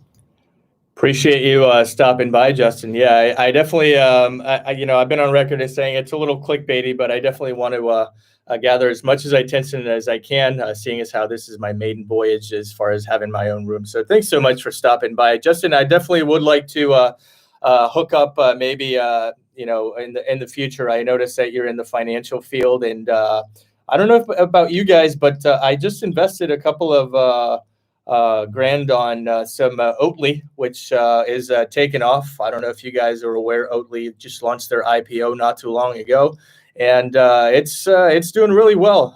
But again, that's a topic for discussion for some other time. I guess that I think this conversation has been a little bit of this, a little bit of that. I think we can all agree that veterinarians are, like I mentioned earlier, a dark horse within the potential vegan community, because they do have, it's fair to say that they do have an inclination, but that inclination, as I mentioned earlier, is a little bit short-sighted. If we could only get them to see animals as equals, as opposed to domesticated versus anything else, therein lies the root and of the problem, right? The core. Because they just simply don't make the connection that all animals deserve love and affection and medical care from somebody whose skill set encompasses everything that they could potentially need. So that has been the topic of discussion. You know what? Unless anybody else would like to join me in the audience and just have a couple of final thoughts, or if anybody here on the audience would like to chime in and maybe help me out closing this room, you can do that right now. I'm going to mute myself. I didn't get to go yet. Oh, Malak, Go ahead. Malak, I'm so sorry. Yeah, you were a little busy at the time, but yep, your floor is all yours. Thanks for reminding me. Yeah, no worries. Thank you for inviting me up here, and I really enjoyed listening to everyone and their input on this topic. It's actually a really great topic, and I feel like it should be discussed a lot more, even in public education. So what I wanted to specifically talk about is the idea of a kill shelter. And veterinarians do work in there. The fact that we have such a thing is really mind-boggling. And I'll tell you a personal story, which is why and how I found out of such a thing. Because I would have never imagined that society would create such an organization that is supposed to take care of your pet if ever lost, but instead it's a kill shelter. I mean, I just don't understand how shelter and kill can go hand in hand. It doesn't make any sense.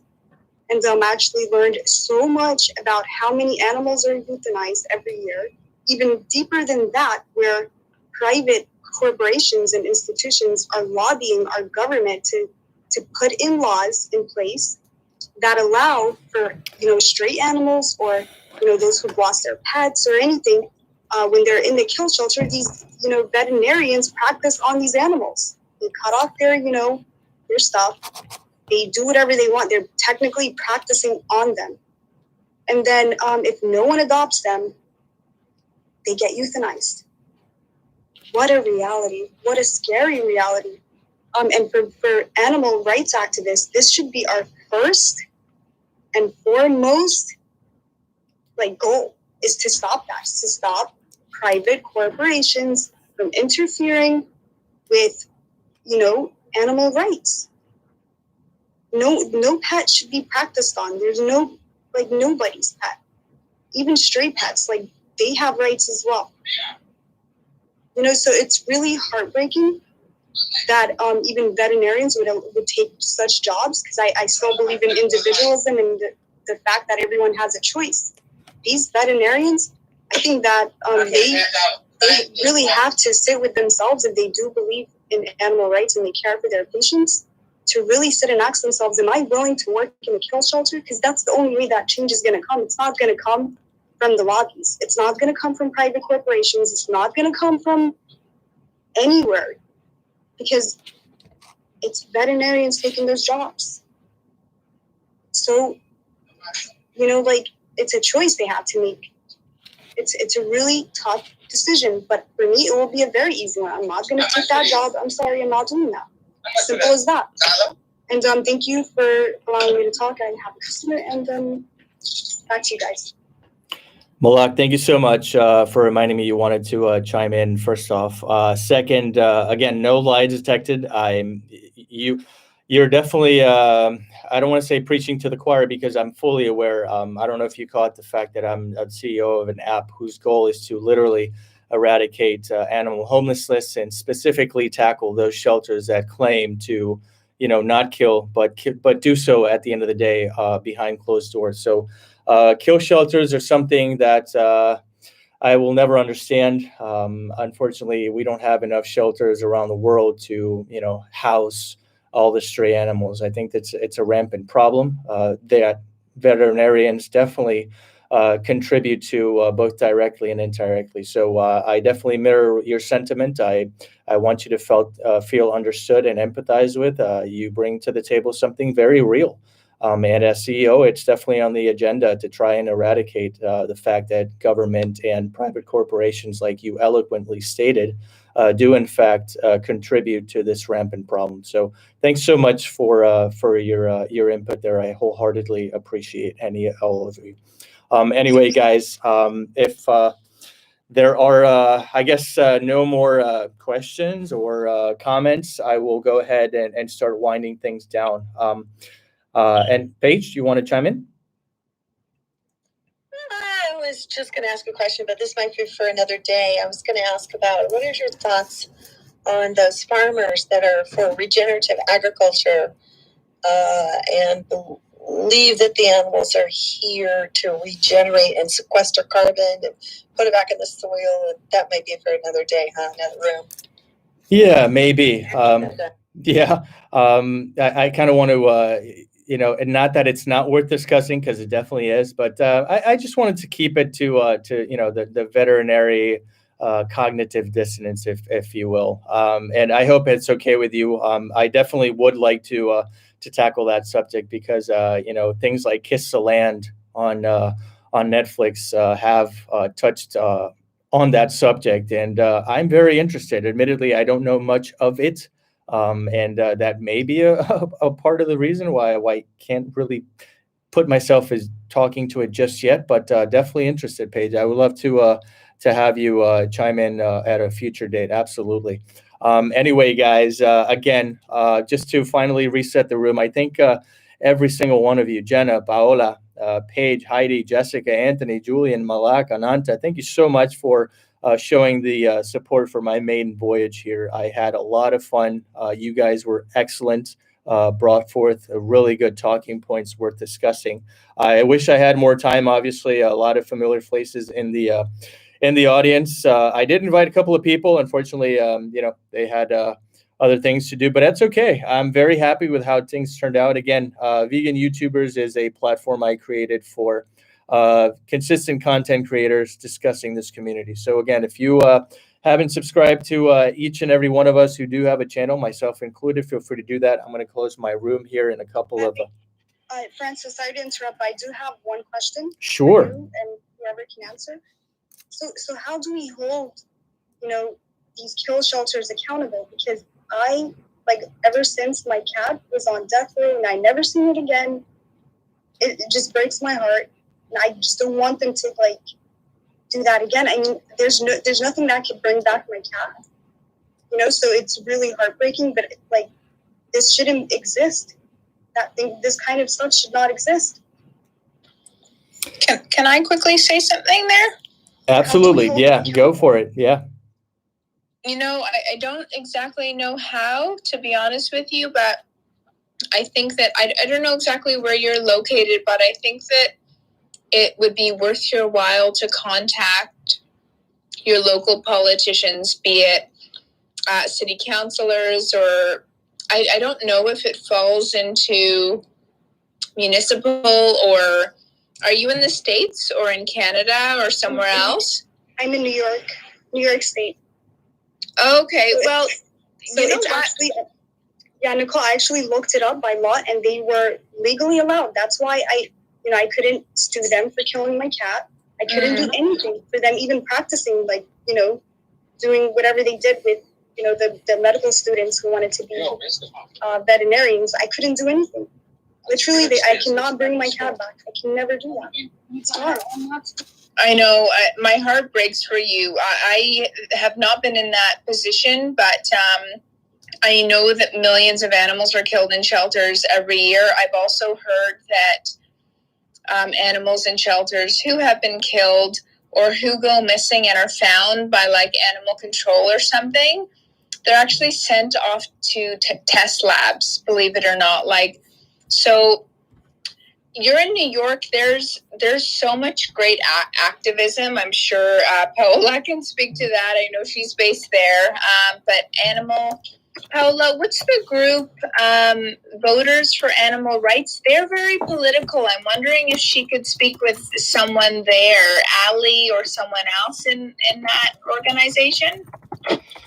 Yeah, for sure.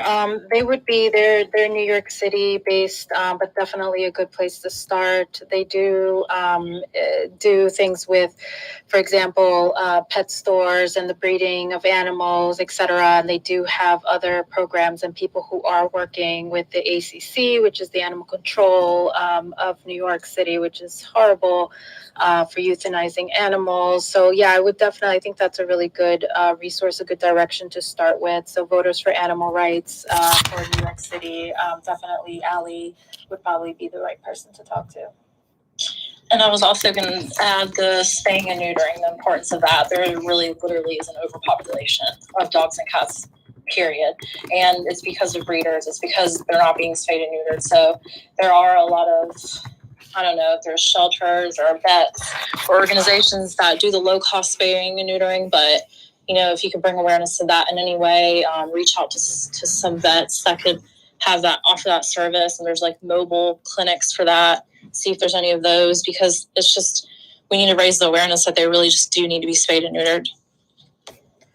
Yeah, that actually makes a huge difference. The rates for euthanasia and the shelters have gone down, and that's attributed mostly to all these programs that are out there doing the TNR work and all of that for cats specifically, but also the dog neutering and spaying. So that's a really great point. Yeah. It's actually part of what my rescue does is we do try to help the community. We can't usually fund the entire spay-neuter procedure, but we do try to help trap ferals in the community to at least get them fixed, vaccinated, tested, and then re-released back to the area they came from, where they continue to be fed on the kindness of other humans. But until people, don't even get me started, until people get it through their heads that it's not your problem, but it's not my problem. It's somebody's problem. These are wild animals that share the world with us. We are the ones that domesticated them. We are the ones that allowed them to keep having babies and babies and babies and brought them into our lives and bred them. And now people are complaining that these cats won't leave them alone and they're on their property. You have to get them fixed. You have a responsibility, even if it's not your, and I say your loosely, obviously we do not own these animals. They are companions in our lives, whether they live in our homes or outside. They are still companions that share the world with us. You still have a responsibility to do the right thing. If you're going to feed them, get them fixed. There are, like Jessica said, there are programs out there. There are often waiting lists. At least get on the list. I know, I'm sorry. I saw like I'm on my soapbox, but oh my God, you guys, for someone that does this for a living and sees and experiences the things that I experience, it's so easily avoidable it's being and neutering is not the answer to everything, but oh dear God, does it help? So please, please, please spay and neuter. Please, please always adopt. Do not buy animals. They are not shoes. They are not objects. And as Frances so beautifully said, the way we speak about them is contagious. I've even noticed the veterinary professionals, when I go in there, they're like, that's right, they're not pets. We are not owners. We are their guardians. I'm like, thank you. So all these little things help. So yes. Okay, I'm done now. I'm Jenna. Thank you. Malak, you actually, pulled on my heartstrings there. I know it can't be easy. My heart goes out to you. I happen to have a couple of cats of my own, so I'm with you on that one. As far as I can only speak from experience, right? My business venture has put me in touch with a lot of these shelters, and many of them use my services to sort of, administer their work on their budgeting, administer their adoptions, pre-interviews, and things of that nature. So things are really looking up. Unfortunately, again, I'm speaking on behalf of what I know in my neck of the woods. I don't know if you know, but I'm in Puerto Rico right now, part of the U.S. But unfortunately, government is not really funding a lot of these shelters. And so they have to operate on a level where they either do fundraisers, or they rely heavily on donations and Good Samaritans and rescuers and volunteers who have nothing to provide but their time, and even that is provided sparingly. Unfortunately, stemming from the Hurricane Maria, which was absolutely devastating, if not the most devastating hurricane in modern U.S. recorded history. The problem was exacerbated to the point where these shelters suffered irreparable damages, and a lot of these cats and dogs just ran away and started living on the streets. And what was already a huge problem, is now even bigger. And so that's how I came about to have the idea for Patmosphere. And so, unfortunately, and again, I can only speak from what I know.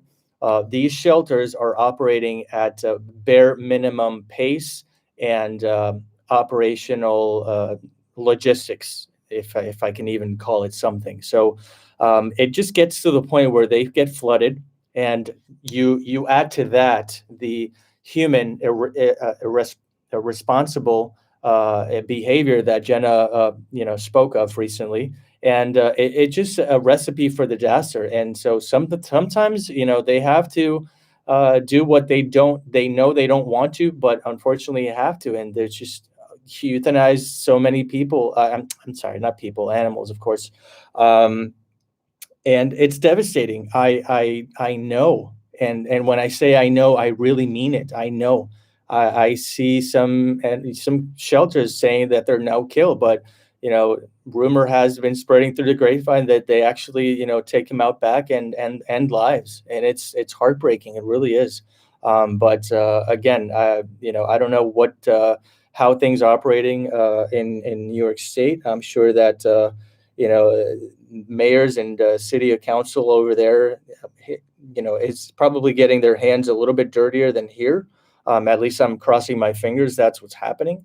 But yeah, I can, sometimes it gets to a point where it's inevitable, and it hurts to say that, but it's sad. It really is. And again, my mission is to eradicate animal homelessness. And a part of the problem I'm trying to solve is exactly that, so that shelters don't have to resort to taking a life just because that life is not wanted. So thank you so much for bringing that to our attention. It's definitely at the forefront.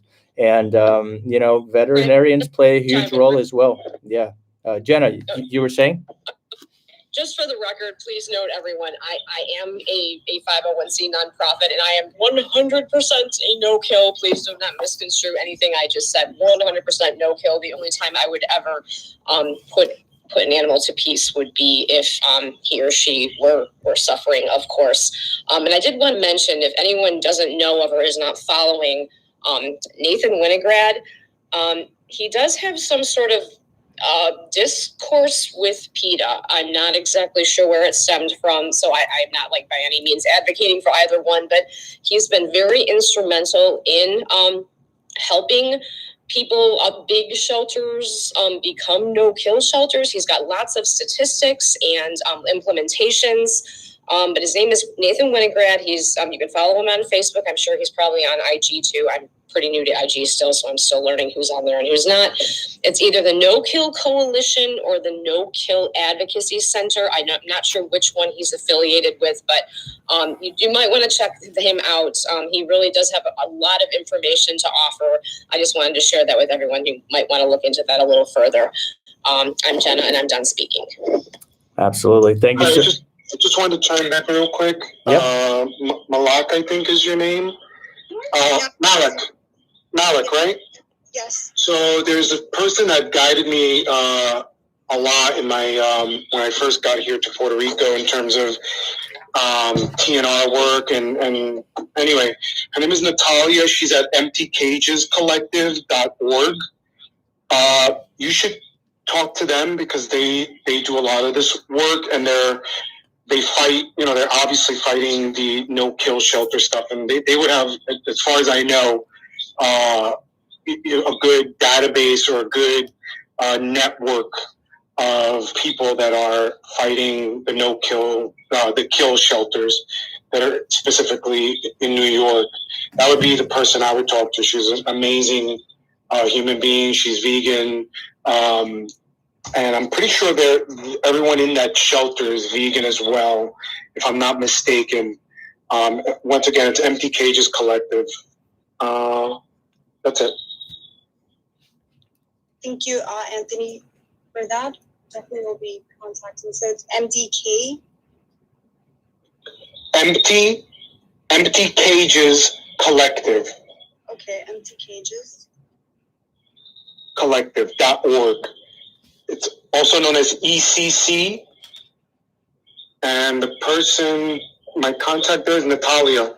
She's, I don't have her information here in front of me, but I'm pretty sure she's still there. She helped me with some cages to do some TNR work here in Puerto Rico, which I try to do, but it's just, I'm a one-man show here with my organization. So, I do the TNR work sparingly. There's right now, there's a 2-month waiting list to do spay and neutering. Unfortunately, it's the only place I can go to. It's, the Humane Society. They charge me $52. I would not like to go there, but it's the only one that I can afford. But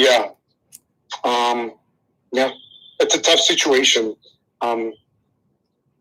that we deal with here in Puerto Rico. I'm sure everywhere. Here, I've never. It's something I never dealt with in my life because in the mainland, it's kind of hidden, right? It's if you live in the suburbs, you don't deal with homeless animals. They're not around. When I came to Puerto Rico, I was I inherited 4 cats, and I watched them slowly but surely, get killed because they're feral, and there's no keeping them anyway. They're feral, so I try to do the best that I can, but it becomes a really big problem very quick, and I've seen neighborhoods, especially mine, which I'm trying to slowly do the TNR work, just boom, it's a population of 30 to 40 cats all of a sudden. It's a dire situation. That's one of the things that I've spoken to Francis about. It's really heartbreaking. There's not really much I can say. It's definitely good that you have this compassion within you to even see that it's heartbreaking to see these kind of things, right? And some people just don't care. Some people do not care. They don't have any mercy in their hearts. they don't have compassion. They can't sense that that's another life, just a different form. So animals are abused left and right for purposes of mere entertainment, or for their clothing, or for some sort of gain. So they're just means in some people's eyes. They're just means to an end, right? And that's unfortunate. That is an unfortunate reality. And perhaps, people can change and they can start seeing that these are animals, right? No different from humans who are just in a different life form. They have communities of their own. They have desires. They want to eat, sleep, and have children and do all of these things that we want to do. And we have no right to go there and sort of constrain their lives unless, that's what you feel like doing, right? Because people do what they feel like. And if it becomes done enough or wide enough spread, then it becomes a norm and nobody really, questions it, until people with heart and mercy and compassion within them stand up and say, no, this is wrong. It's because they have a heart of gold, and everyone here has a heart of gold. And, God bless you all. I don't know if you guys believe that there is a creator, but may the universe bless you all for your hearts, and keep up the great work, Francis, Anthony, Paula, Jenna, Jessica, Nicole, Hetty, and everyone listening. I know you guys are great people. May the Lord bless you. Lovely. That's basically veganism in a nutshell. That's a great summary. I do appreciate you chiming in. Absolutely. That's the core that we represent. We'd like to think that. Absolutely. So, yeah, I'll be in touch. I mean, if you want to, help a brother out and support, definitely download the app, chime in, throw me a DM on the app, and let me know how things can get better. Anyway, guys, I'm going to go ahead and wrap things up here. We've been at it for 2 hours and I guess 40 minutes now, and that's plenty for my maiden voyage. I can't thank you enough for showing support on Sunday night. Paola, you were great. Heidi, everybody here, Paige, Anthony, love the fact that you're wearing that party hat. Would love to have you in future rooms. Anyway, guys, again, make sure to go ahead and hit that green house. Would love to have you. If you haven't already, subscribe to my YouTube channel. Again, it's Francisco Alvarez TV. Anyway, that's going to be it for me, guys. Thank you so much for your support and hanging out on a Sunday. I wish you a wonderful rest of your week, and I look forward to being in rooms with you. My name is Francis, and yeah, absolutely. You know what? Before I go, another quick shout out to Paola. She's, a leader, I want to say, of the Vegan House. Give her a follow as well. Look for the Vegan House. She moderates a lot of rooms. So if you can, do me a solid and follow each other. Again, just for the record, vegan YouTubers is sort of like a general perspective of any and all vegan content creators like myself who want to obviously grow platforms throughout these clubhouse rooms. Okay, so my goal is to have your favorite YouTubers on stage, whether it's Hudson and Peace by Vegan and literally everyone and their mother. So if you have a channel in a future room, I'd love to get you to shout it out. We're definitely here to grow from wonderful conversations like the one we just had. So having said that, again, my name is Francis. Make sure to follow everybody in the room. Subscribe to my YouTube channel. If you've been following online, I am going to close that room out as well and the stream. Thank you so much. Happy rest of your Sunday night, and I will see you in the next one. Have a good night. Night. Good night. Good night, everyone. Bye now.